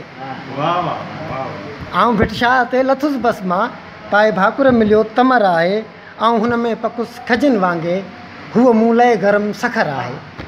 ऐं हुन में पकुस खजनि वांगुरु, हूअ मूं लाइ गरम सखर आहे। बार अगड़ियुनि जो वियो ख़बर ते वधी, साईं तवजा तलब बंदा ॾाढो। बार अगड़ियुनि जो वियो ख़बर ते वधी, माठ हेठियां ॾथल क़बर आहे। बार अगड़ियुनि जो वियो ख़बर ते वधी, माठ हेठियां ॾथल क़बर आहे। तुंहिंजी आवीअ मां पची निकितो, ख़्यालु थी पियो थधो ठिकर आहे। तुंहिंजी आवीअ मां पची निकितो, ख़्यालु थी पियो थधो ठिकर आहे।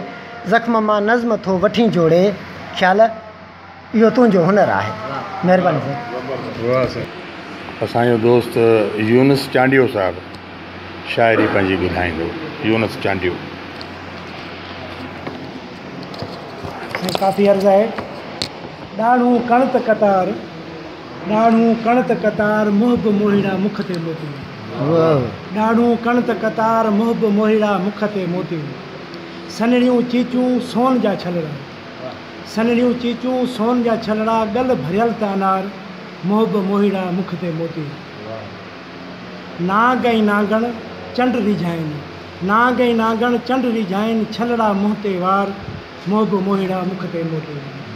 भाउर भिरूं थी वेठा आहिनि, भाउर भिरूं थी वेठा आहिनि, पिंबड़ियूं पहरेदार, मुहब मोहिड़ा मुख ते मोती। हिकु न चरियो चांडियो पर कंहिं यूनुस जहिड़ा यार, मुहब मोहिड़ा मुख ते मोती। ॾाढ़ूं कणित कतार, मुहब मोहिड़ा मुख ते मोती। गज़ल आहे।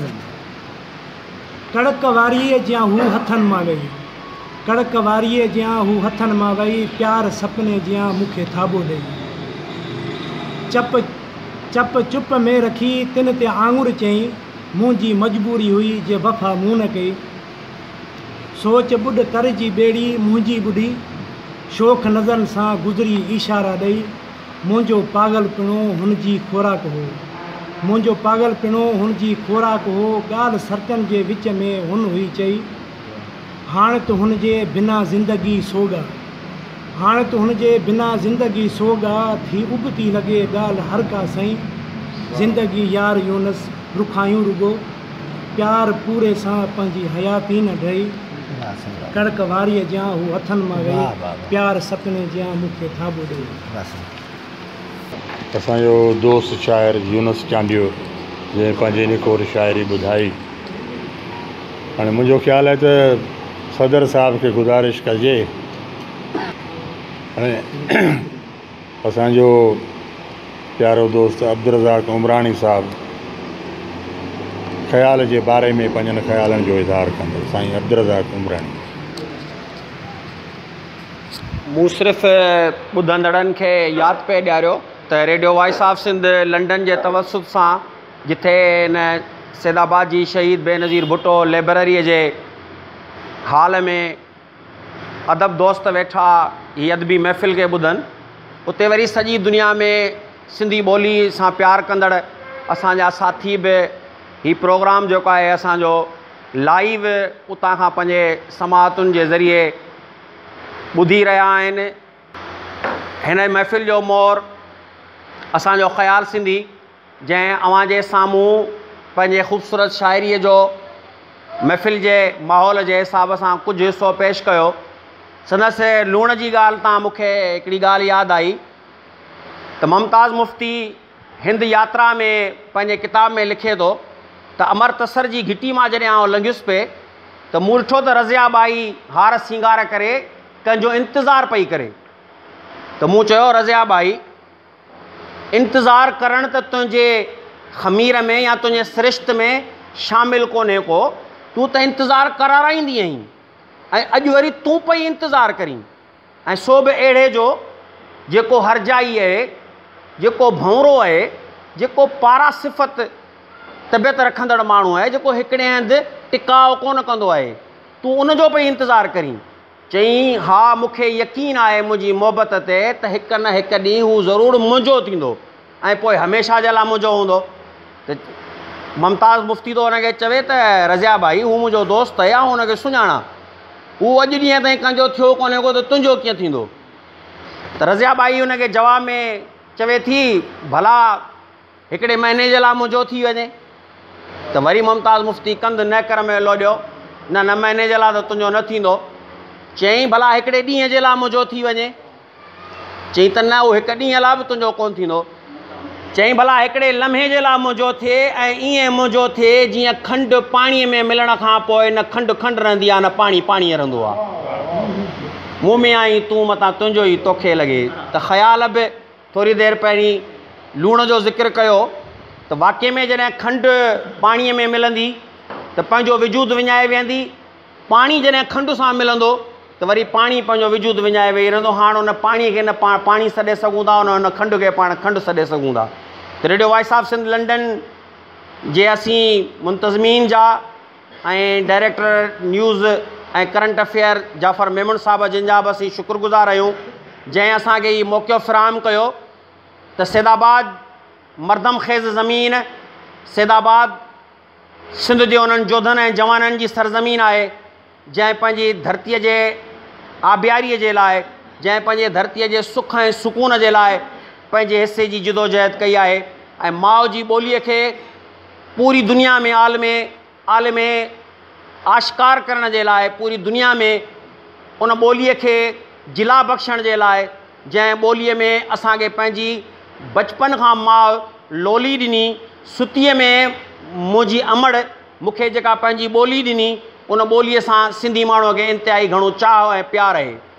दुनिया जे मुख़्तलिफ़ माणिक साहब मुल्कनि में वञण जो मौक़ो मिलियो, पोइ असीं चवंदा आहियूं त असीं सिंधी सभा ॼणा आहियूं, असीं सिंधी लिबरल आहियूं। जॾहिं ॿाहिरि जे माण्हुनि सां मिलियासीं उन्हनि चयो तव्हां सिंधी सभा ॼणा ऐं लिबरल कोन आहियो, यार तव्हीं त वॾा जेके डोमिनेंट पर्सनैलिटी वारा माण्हू आहियो। त मूं हुनखे चयो न यार, सिंध त सदाईं रही आहे मोहबत जी सरज़मीन, सिंध जो माण्हू कॾहिं जारे न रहियो, सिंध जे माण्हूअ कॾहिं काह न कई। हा, सिंध सदाईं पंहिंजे वहदत खे बचाइण जे लाइ धारियुनि जे हमलनि खे बर्दाश्त कयो आहे। मुग़ल आया, तुर्खान आया, अरगोन आया, अरब आया, अंग्रेज़ आया, असांजे माण्हुनि खरड़ीअ जा मैदान सजाया, असांजे माण्हुनि केकनान जे पहाड़नि में राय सहारस जे आवाज़ में ललकारूं कयूं, शहीद राजा ॾाहिर जे सूरत में धरतीअ जे बचाव जे लाइ पंहिंजे हिसे जी जिदोजहद कई, पर सिंधी माण्हू कॾहिं बि जारे थी वञी कंहिं ते हमलो कोन कयो। हुन में कयो सॉरी सॉरी सॉरी, तव्हां सिंधी माण्हू ॾाढा ॾिंगा आहियो। अड़े यार, तव्हां त माना जेको अलाह जो चंड आहे न, उन जे नाले बि चई छॾींदा आहियो त अदा सिंधी तारीख़ कहिड़ी आहे चंड जी? यार तूरी बि सिंधी थींदी आहे छा? तव्हां चवंदव सिंधी तूरी, सिंधी बेदो, सिंधी गिह ऐं सिंधी गऊं, माना जेके अलाह वारियूं ठहियलूं शयूं आहिनि से बि तव्हां सिंधीअ में ठाहे छॾियूं आहिनि। त मूं चयो सिंधी माण्हू नेचर जो शाइक़ आहे, इन जे करे सिंधी माण्हूअ नेचर सां मोहबत कई, सिंधी माण्हूअ कुदरत सां मोहबत कई, सिंधी माण्हूअ फितरत सां मोहबत कई। उन जे करे उन पंहिंजा नाला बि जेके आहिनि से फितरत वारा, कुदरत वारा, नेचर वारा रखिया। ॾिसो न, अॻे असांजे नियाणियुनि सियाणियुनि जा, असांजे बचनि ॿारनि जा नाला सूमर, अंगारो, अरबा, आचर, असांजा नाला जेके आहिनि से मेवनि जे नालनि सां, उहो अंब, गिदरो, अदा केलो, त इहे नाला जेके आहे सिंधी माण्हू ऐं पंहिंजे फितरत सां मोहबत जे बुनियाद ते जेके आहिनि जो नाला बि जेके आहिनि रखिया हुआ।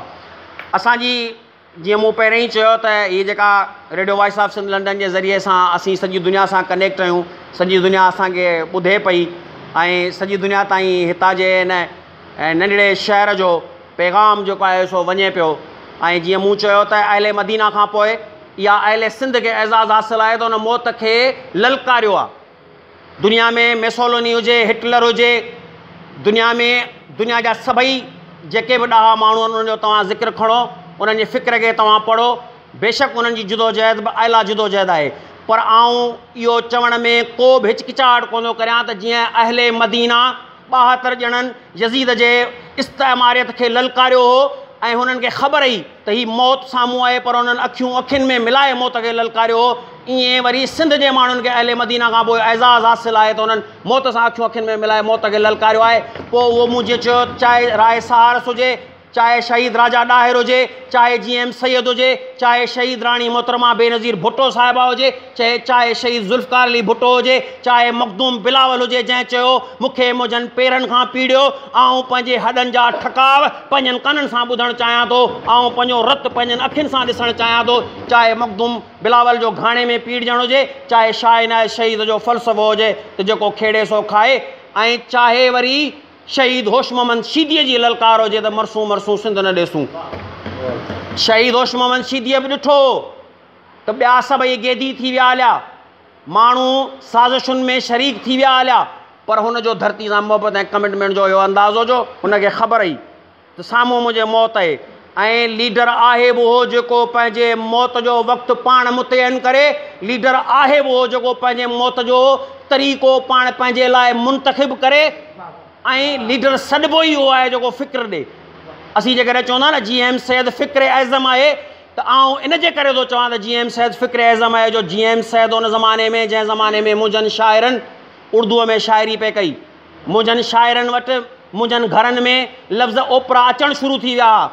भेण जी जॻह ते बाजी, मासी जी जॻह ते ख़ाला, अदीअ जे जॻह ते आपी। जॾहिं असांजे शाइरनि शेख अयाज़ जहिड़ो ॾाहो शाइर उन ज़माने में उर्दूअ में बि शाइरी कई, छो जो असां सम्झो त 47 खां पोइ असां आज़ादी हासिलु कई आहे ऐं असां पंहिंजो हिकिड़ो नओं तशख़ुस जो काज़ो सम्झो पिए। उन वक़्त में GM सैयद जेको फ़िक्र ॾिनो, GM सैयद जेका सिंध जी ॻाल्हि कई, GM सैयद जेका सिंधी ॿोलीअ जी ॻाल्हि कई, उहो लतीफ़ जो तसलसुल हो। जंहिं ज़माने में फ़ारसी घोड़े चारसीअ जो रवाज हो, उन ज़माने में लतीफ़ 24,000 सिंधीअ जा लफ़्ज़ पंहिंजी शाइरीअ में महफ़ूज़ करे सिंध ॿोलीअ खे अब्दी हैसियत ॾियारे छॾी हुई।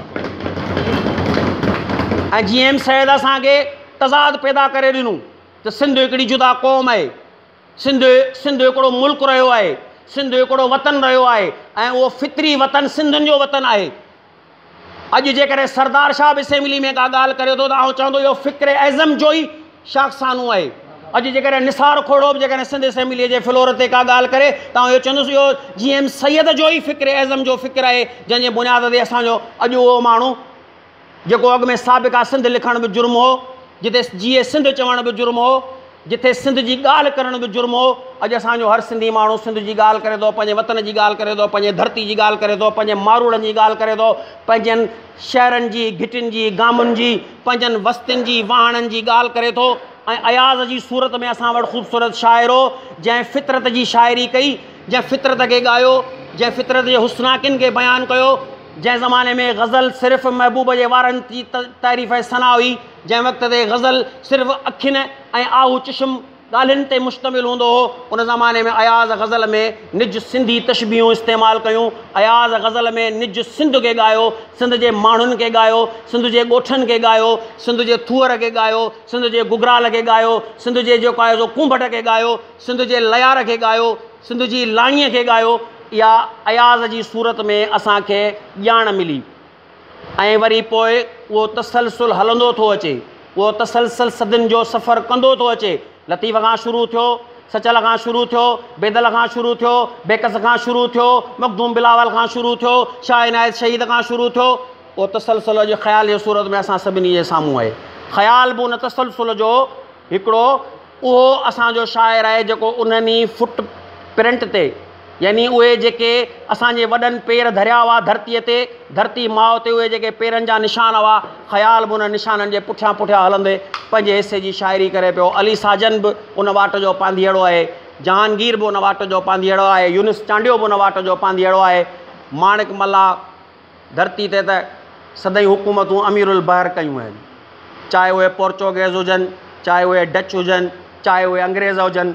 दरियाहनि ऐं समुंडनि ते जंहिंजी हुकूमत हुई उन्हनि पूरी दुनिया ते ऐं पूरी काइनात ते हुकूमत कई आहे। त मुंहिंजो अमीरुल बहर जेको बहर जो अमीर हो, सिंध जो उहो सुञाण माण्हू, सिंध जी उहा सुञाण क़ौम जंहिं पंहिंजे वतन जी हुरमत ऐं आज़ादी जे लाइ सदाईं जे कंहिंजे जानुनि जूं क़ुर्बानियूं ॾिनियूं आहिनि। त माणिक मल्हाह उन अमीरुल बहर सिंध जा उहो अमीरुल बहर आहे जंहिं ॾेसावर में वञी करे सॼी लतीफ़ जी शाइरी ॾिसो कीअं हुन आसवंदियूं पंहिंजूं न्याणियूं आसवंदियूं वञियूं बीठियूं हूंदियूं आयल ॾी मुंहिंजो साम्हूं ॾी सही जो बन अहिड़ा या इहा सॼी शाइरी उन ज़माने में माणिक तारीख़ जो शागिर्दु आहे। तव्हांजी शिकारपुर पूरी दुनिया जो सेंट्रल एशिया जो गेटवे हो।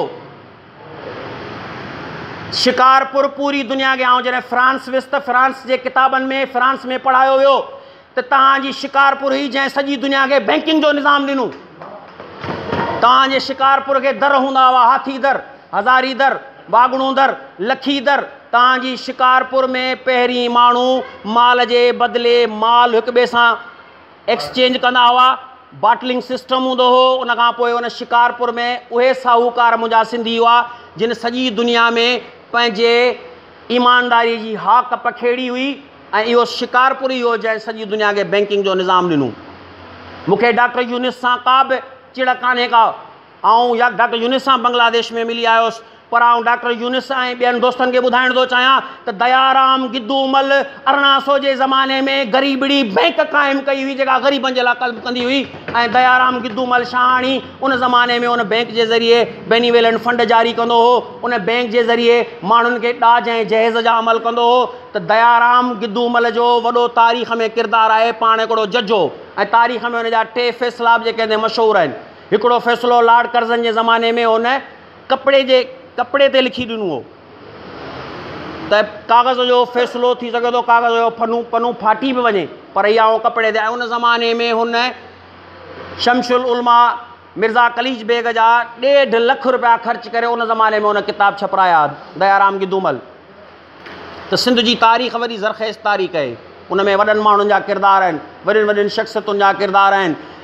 माण्हू चवंदा आहिनि 5100 साल पुराणी तहज़ीब। यार 5100 साल पुराणी तहज़ीब महिल त मोहन जो दड़ो मौजूदु हो। 5100 साल पुराणी तहज़ीब महिल त तव्हां सिर्फ़ु जॾहिं ॾिठो हो त हीउ मोहन जो दड़ो आहे, पर इन मोहन जे दड़े जे तहज़ीब ताईं पहुचण जे लाइ सिंध जी क़ौम, सिंध जे माण्हूअ हज़ारें साल ॿियो बि इल्मु हासिलु कयो हूंदो तॾहिं त मोहन जो दड़ो वजूद में आयो। ऐं तुर्की वियुसि, मूंखे गाइड वठी हलियो। हीउ असांजो 3100 साल पुराणो जेको आहे सो शहर आहे। 3100 साल 5100 साल खां पोइ जो हुन चयो हीउ असांजो शहर आहे। ऐं विस्तो न चयो हीअ उहा जॻह आहे जिथे बाग़नि जा सिर जेके आहिनि कटिया वेंदा हुआ, जेके बग़ावत कंदा हुआ।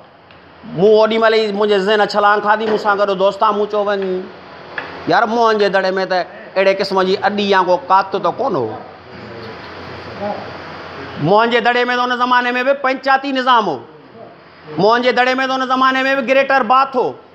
मोहन जे दड़े में त उन ज़माने में बि अनाज जे लाइ अनाज बैंक हुई, जिथां खां हिक ॿिए खे पाण खे उहे शयूं जेके आहिनि विराए ॾींदा हुआ या पाण खे उतां खां हिक ॿिए जे लाइ उन्हनि वटि चैरिटी जो अमल हूंदो हो। त माना सिंध जो माण्हू जंहिं ज़माने में दुनिया में एतिरी, हालांकि असीं पढ़ूं त तुर्कनि जी तहज़ीब इलाही रिच तहज़ीब आहे न। सल्तनत उस्मानिया जो एॾो वॾो हिकिड़ो रोल रहियो आहे पूरी मुस्लिम उमा ते, पूरी कंट्री ते। ऐं तुर्कनि जी 3 बरे ज़मन ते हुकूमत हुई सल्तनत उस्मानिया जी। साईं फ़िदा सालनि जे हिसाब सां मूं का ग़लती कई आहे, उनजी तसीह पे कई त माना एतिरा 100 सालनि जी जॻह ते थी सघे थो ऐं 1000 साल चई वियो आहे। 5100 साल माना करोड़ साल। हा, मन 3000 साल उहो 5000 साल तसीह थी वञे छाकाणि इहो। ऐं हाणे गुज़ारिश कंदुसि अॼु जे हिन महफ़िल जे मोहर मोहतरम साईं माणिक मल्हाह अमीरुल बहर के त हू पंहिंजनि ख़्यालनि जो इज़हार करे। ऐं radio voice of Sindh London जा सामईन अॼु सिंध जा आहे माणिक मल्हाह जो आवाज़ संदन समाअतुनि ताईं पहुचंदो, संदसि ॿोल संदन समाअतुनि ताईं पहुचंदा ऐं ॾाप संदन समाअतुनि ताईं पहुचंदी। माणिक मल्हाह सां खिज़ा हाल ओरे त केसाण ओरे। नारायण श्याम जो शेर आहे त खिज़ा हाल ओरे त केसाण ओरे, सभई सिखिया जे बहारुनि जी ॿोली। अला ईअं न थिए जो किताबनि में पढ़िजे। त हुई सिंध ऐं सिंध वारनि जी ॿोली। असांजे नौजवान शाइर ख़्याल सिंधीअ जे मान में इहे अॼोको मेड़ जो कोठायो आहे।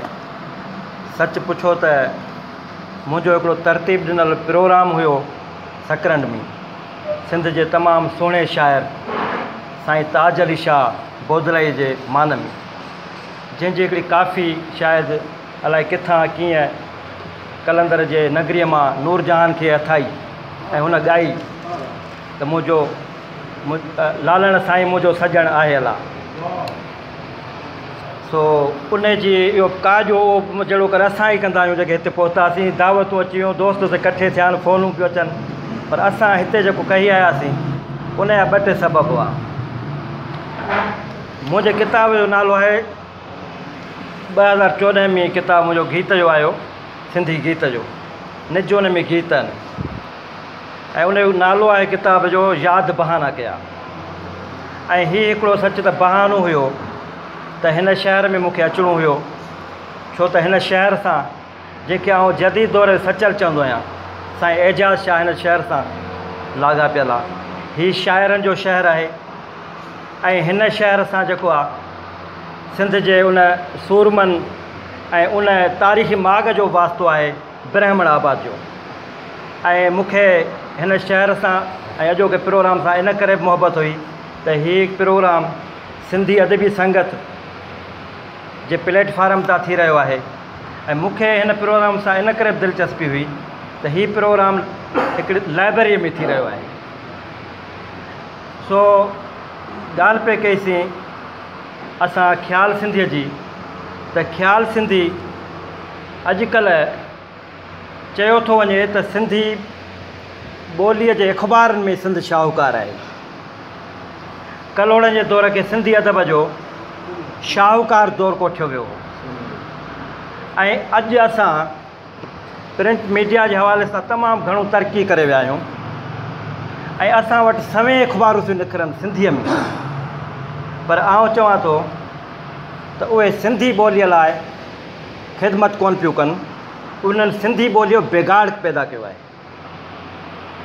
उन करे सिंधी ॿोलीअ जी ख़िदमत करणी आहे त पोइ उनखे उन्हनि अख़बारनि खे प्रूफ रीडर जेके आहिनि उहे ओड़ा हुअणु खपनि।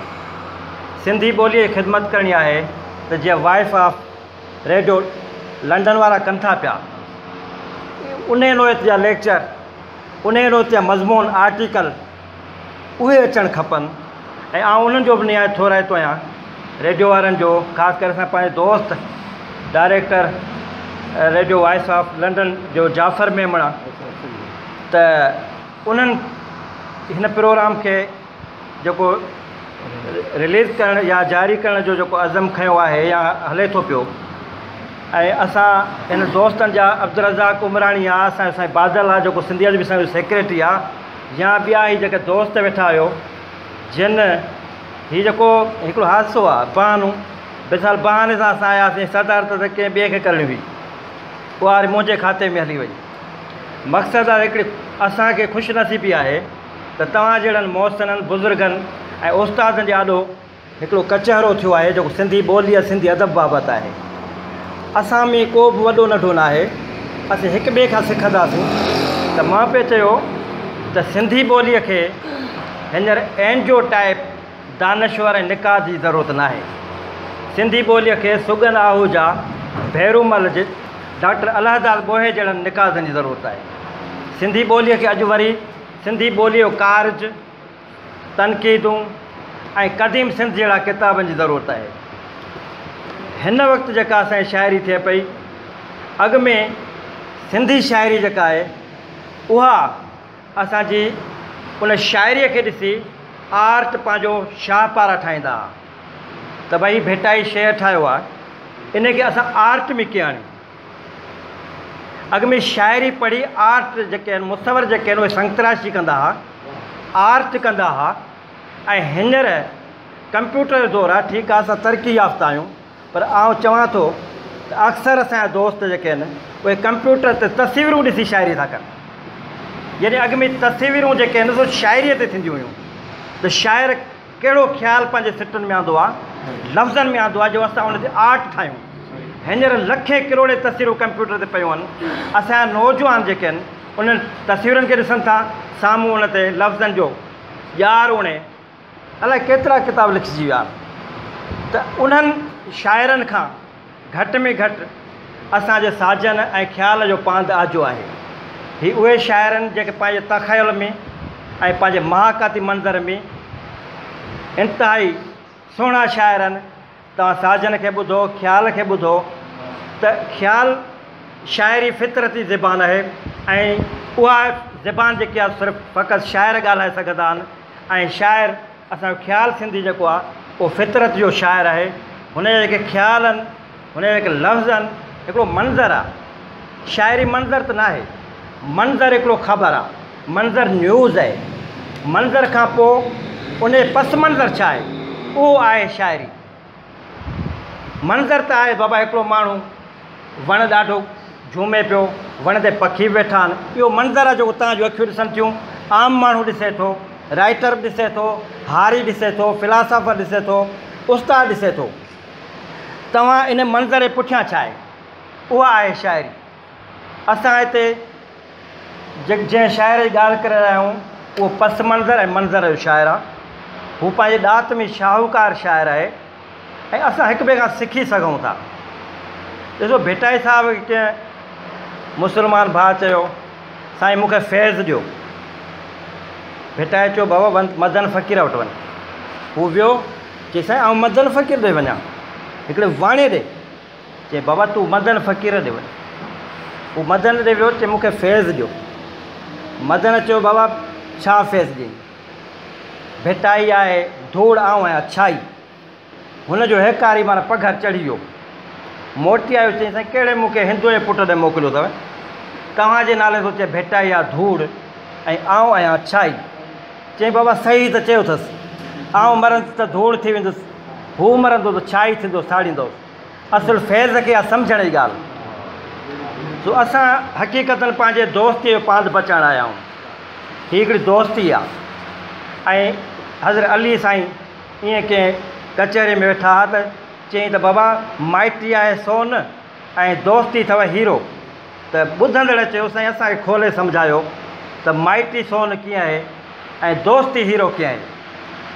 हज़रत अली साईं चयो त बाबा सोन टुटंदो, लत हेठां अची वेंदो, नथ हुजे, भूलो हुजे, सोनारे वटि खणी वेंदो, ॻंढींदोसि, किथां बि लखा न पवंदी त किथां भॻल हो। रत जो रिश्तो ईअं आहे। माइटी ईअं अथव, हिकिड़े ॾींहं ते ईअं गॾिजी वेंदी ऐं दोस्ती हीरो आहे। टुटंदो, मेज करणोसि, एल्फी हणोसि, पर ॻंढि ज़रूरु रहिजी वेंदी। सो दोस्तीअ जो नाज़ुक धाॻो असां उहो बचाइण लाइ हिते पहुतासीं त उहो सलामत रहे। छो त के दोस्त चवंदा आहिनि यार असां उहे मजबूरी सां कोन ॿधल हूंदा आहिनि। असांजे हिन काज में पहिरियों दफ़ो चयोसीं कोन पहुता, हीअ थियो हू थियो, त इहे शयूं आहिनि। त चवण जी ॻाल्हि हीअ आहे त जेकॾहिं असां पंहिंजी रोज़ानी जी डायरी लिखूं त उहो तारीख़ जो हिसो आहे। तव्हां भले राइटर अदीब पाण खे न सॾायो, पर 1931 जी डायरी साईं जेम्स जेॾीमहिल उहा मां पढ़ी रहियो हुउसि, उनखे एडिट करण जी ज़रूरत हुई त उन शख़्स जा ॾंद जेको आख़िर ताईं छो न टुटा, उन शख़्स जी नज़र आख़िर ताईं ठीकु ठाक छो रही।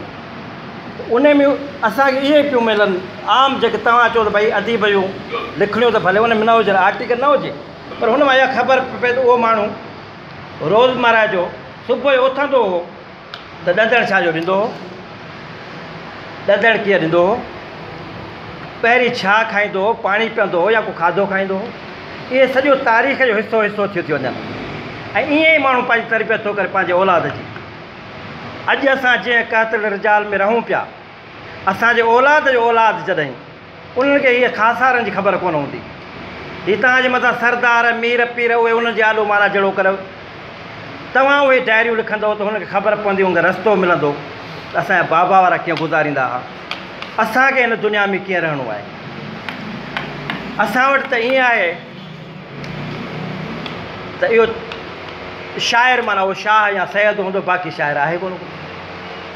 असां वटि त ईअं आहे जेको मुक़ाम आहे उनजो जेको वॾी क़बर हूंदी उहा शाह ऐं पीर जी हूंदी, बाक़ी उहा कोन हूंदी। पर हक़ीक़त इहा आहे त ज़ात ते ॾात न आहे। सचल जे रोज़े में वेंदव त निमाणे फ़क़ीर जी क़बर आहे, साॻिए रोज़े में आहे। उन ते जहिड़ो क़ुर शरीफ़ सचल ते आहे तहिड़ो हुन ते लिखियलु आहे। हिंदू औरत आहे, सचल जो फ़क़ीर आहे। हिकिड़ी कमाई आहे, शेख भिरकियो आहे, तव्हां उॾेरो लाल आहे, इहे हिकिड़ियूं कमायूं आहिनि। असल में चवण मूं इहो पियो चाहियो त तारीख़ खां असां ॾाढा गुमनाम आहियूं। मां अगरि तारीख़ ते डिग्री न कई आहे, ऐं डिग्रियूं त GM सां बि कोन कयूं।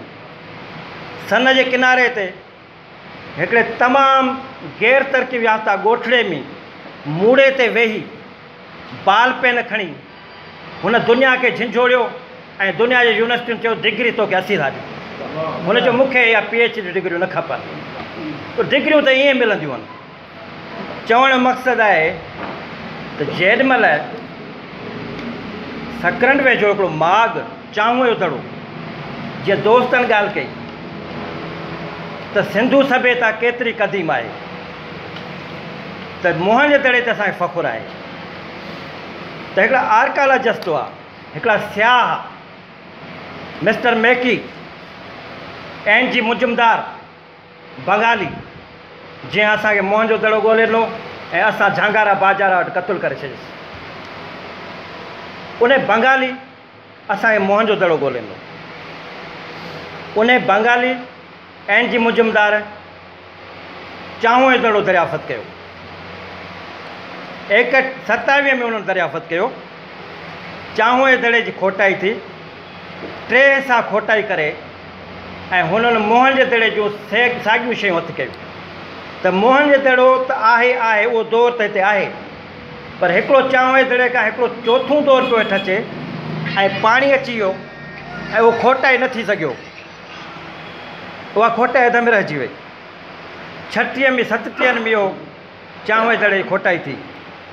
हाणे 2014 खां फ्रांस जा ई डॉक्टर अरोड़ा देदियर उहे रिपोर्टूं पढ़ियूं ऐं हुनखे ख़्यालु जाॻियो। उहो PhD डॉक्टर आर्कालॉजिस्ट में आहे ऐं फ्रांस ऐं पाकिस्तान जे हिन हिस्ट्रीअ जे हवाले सां हुनजे लाॻापे हिसाब सां हुननि कमु पहिरीं बलोचिस्तान में कयो, पोइ हाणे सिंध में। त 2014 में डॉक्टर अरोड़ा आई त उन सां आउं ख़ुशनसीब आहियां त उन सां गॾु चांहूअ ते कमु करण जो मूंखे बि शरफ़ नसीब थियो। त असां चांहूअ जे दड़े खां हेठि सिधे पट ते तजुर्बाती खोटाई कराईसीं, हिन टेबल जेतिरी, 2 टेबलुनि जेतिरी। त आया उहो चोथों दौर हेठि आहे ऐं डॉक्टर अरोड़ा खे उते अचण जी ज़रूरत आहे। त उहा खोटाई उन साबित कयो त हेठि चोथों दौर आहे। उहो चोथों दौर निकितो, यानी असांजे भाउ रज़ा कुमराणी जे बकौल त मोहन जो दड़ो त तव्हांखे सुधरियल हिकिड़ो शहर मिलियो, पर इन खाके खे तयारु करण लाइ जेका उहा क़ौम हुई उहा त सदियूं पुराणी हुई न। जो यूरोप वारा त चवनि त असां तव्हांखे अकुल ऐं साइंस ऐं तरक़ीअ जा सभु तरीक़ा सेखारिया, पर डॉक्टर ओमेल जेॾीमहिल सिंधू सभ्यता मज़हबनि जी माउ किताबु लिखियो त उहो लिखे थी त असांखे हुननि झलियो त असांजी ईसाइत थी किरे। हाणे हीअ त सिंधी अञा अॻियां पिया वञनि, खोटायूं बंदि कयो, लिखणु बंदि कयो। त उहो चांहूं मोहन जो दड़ो ईअं पियो लॻे त उन मोहन जे दड़े जी इंडस्ट्री सॼी चांहूअ जो दड़ो आहे। मोहन जो दड़ो गादीअ हूंदा त तव्हांजी सॼी शयूं जेके दुनिया में वापारु पियूं थियनि उहे सकरनि में पियूं ठहनि। आर्ट जो हाणे 2015 में बि अरोड़ा अची वई, 14 में आई, वरी उन चांहूअ जो घणो हिसो खोटाई करायो। उन मां साबित थियो त सिंध इंसानी क़दुरनि जी माउ आहे ऐं आर्ट, हुनर ऐं इंडस्ट्री जे हवाले चूड़ियुनि, मणियुनि, मोतियुनि ऐं जेकी दुनिया में शयूं पियूं राय थियनि उहे सभु चांहूअ में पियूं ठहनि ऐं दौर साॻिया रिच हिकिड़े नमूने सां अचनि था पिया। मूं सोचियो त हीअ जेको चवनि था त दुनिया में वेद जेके आहिनि उहे सिंधु जे किनारे ते लिखिया विया ऐं उहे पहिरियां लिखिया विया सिंध में लिखिया विया त सिंधू त सॼी सिंधू आहे। ईअं पियो लॻे त उहे बि चांहूअ में लिखिया विया, चांहूअ जे दरिया जे किनारे ते लिखिया विया, छो त वेदनि में हिकिड़ी सिट आहे त सिंधू नदी माखी पैदा कंदड़ गुल ॾींदड़ नदी आहे। माखी पैदा कंदड़ गुल ॾींदड़ हीअ शुभ नदीअ जे किनारे ते माखी पैदा कंदड़ गुल थियनि था। त मुंहिंजे मुताले ॾिठो त अरबाया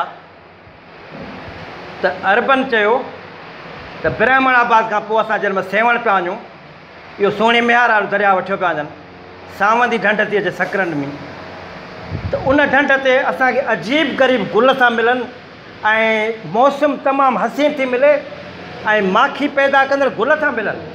अरब था लिखनि चिचना में। हाणे वरी अरबनि जो दौर खे अची वरी हाणे मुग़लनि जे दौर ताईं अचो त केॾी साईं हिकिड़ी विथी आहे। वरी मुग़ल बादशाह जो पुटु आहे जंहिं किताबु लिखियो आहे तारीख़ जो मज़हर शाह जहानी, यूसुफ मिरक अबू बका जो भाउ आहे, कासिम निमकिन जो पुटु आहे ऐं जेतिरो ज़ुल्म ऐं बरबरियत सकरनि में कयो अथनि एतिरो किथे न कयो अथनि। 3 परगि॒णनि ते किताबु लिखियो अथनि, ठटो, सखर ऐं सेवण। सेवण में असां सकरनि वारा था चऊं। वींझरे जो किलो उते मौजूदु आहे, फांसी घाट उते मौजूदु आहे जिते 150 हूसड़नि मल्हाइण खे हिकिड़े ॾींहं ते फाही ॾेई छॾियूं। उहो किताबु संदन थो लिखे। हाणे उन किताब में लिखियलु आहे त हीउ जेको सकरनि वारो इलाइक़ो आहे सॼी सिंध में असांखे माना जेको आहे मौसम जे हवाले सां ॾाढो शाहूकार ऐं माखी हवाले सां ॾाढो शाहूकार। हाणे अरबनि खां पोइ वरी उहो मुग़ल पियो थो ॻाल्हि करे। वरी मुग़लनि खे छॾे करे तव्हां वरी अचो टालपुरनि जे दौर ते, जंहिंखां पोइ पाण आहियूं अंग्रेज़। त सिंध जे पहिरियों हुकुमरान टालपुरी फ़तेह ख़ान टालपुर, उहो सैर सफ़र ते जीअं निकिरे थो त हुन सां गॾु हिकिड़ो शाइर आहे सैयद अज़ीमुद्दीन ठटवी गॾु, ऐं उहो लिखे थो सकरनि में अची ऐं लिखे थो त हिते हिकिड़ी शकर ढंढ आहे, उन ढंढ जे किनारे ते असां हिकिड़ो कोट ठाहियोसीं जंहिंजो नालो लिखियोसीं फ़तेहाबाद, ऐं ढंढ जे विच ते असां महल ठाहियोसीं ऐं हिंद सिंध में अहिड़ी ढंढ आहे कोन का। यानी उन जो नज़ारो हिंद सिंध में उनखे अहिड़ो ॾिसण में न पियो अचे।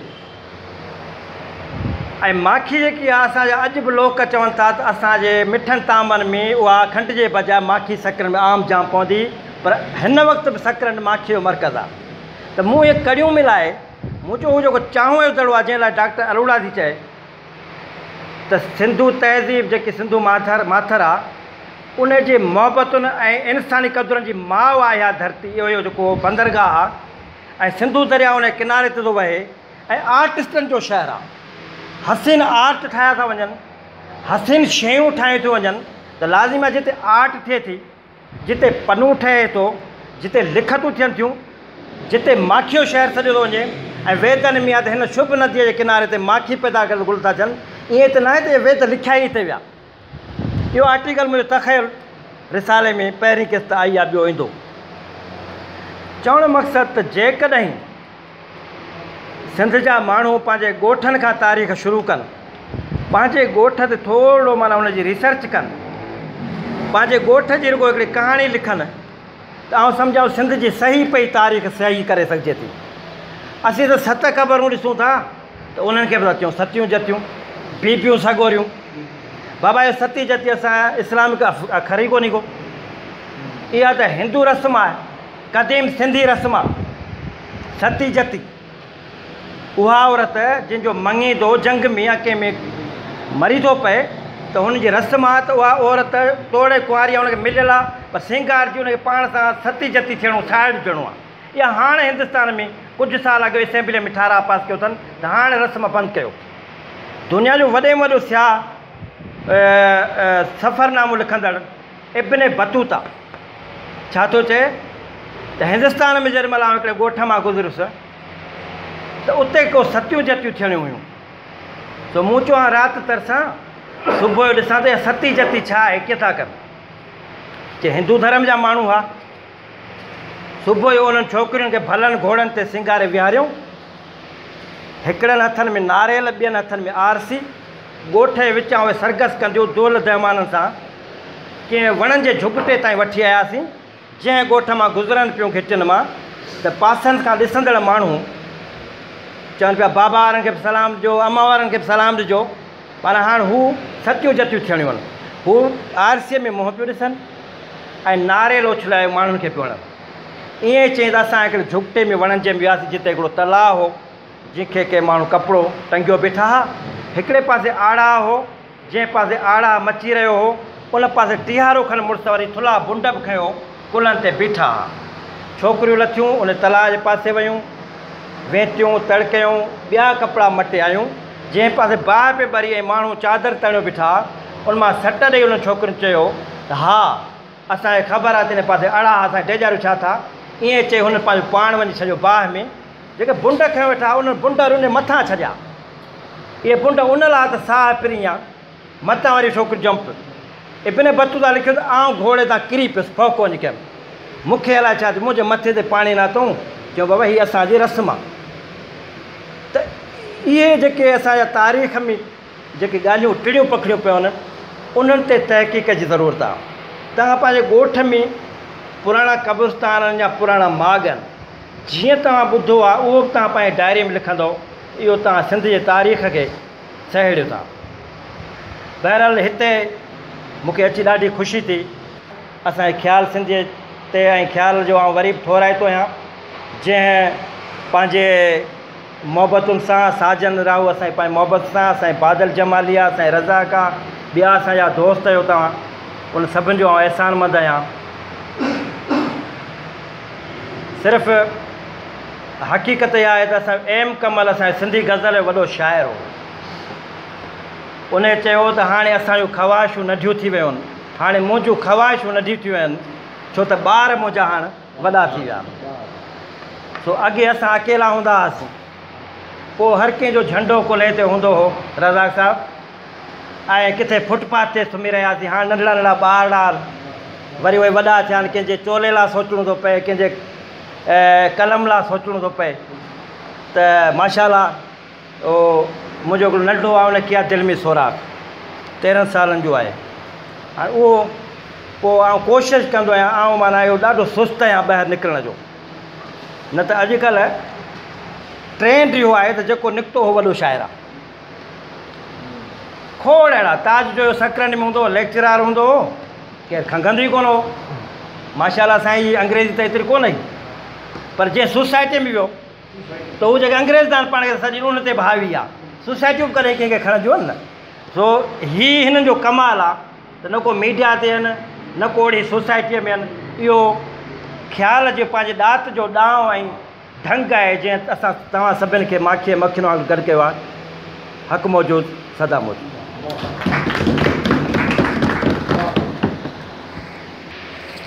ख़्याल जे लाइ दोस्तनि अजरक जो तोहफ़ो बांधो आहे त आउं गुज़ारिश कंदुसि दोस्तनि खे त खेसि अॼोके ॾींहं जे हवाले सां संदसि मान में अजरक बि पेश कनि सिंध जी सकाफ़त ऐं सूखड़ी महिरबानी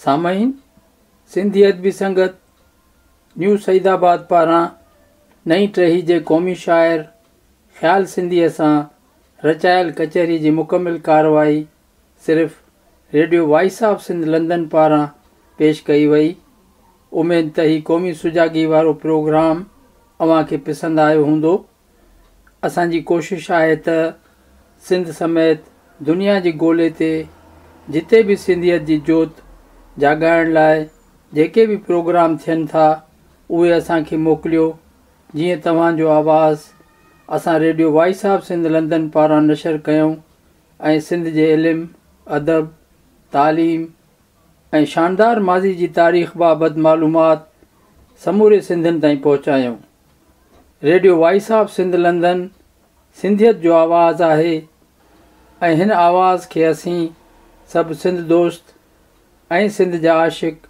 वधीक सघारो बनाए सघूं था हिन प्रोग्राम खे तरतीब ॾियण में साईं अब्दुर्रज़ाक उमराणी जा थोराइता आहियूं। प्रोग्राम जी पुॼाणीअ ते पंहिंजे मेज़बान इमदाद अली ओडो खे इजाज़त ॾींदा। शाल सिंध आबाद ऐं ख़ुशहाल थिए, सिंधी माण्हू सुखियो ऐं सताबो थिए। सदाईं गॾु। अवां जी समातुनि ताईं radio voice of Sindh London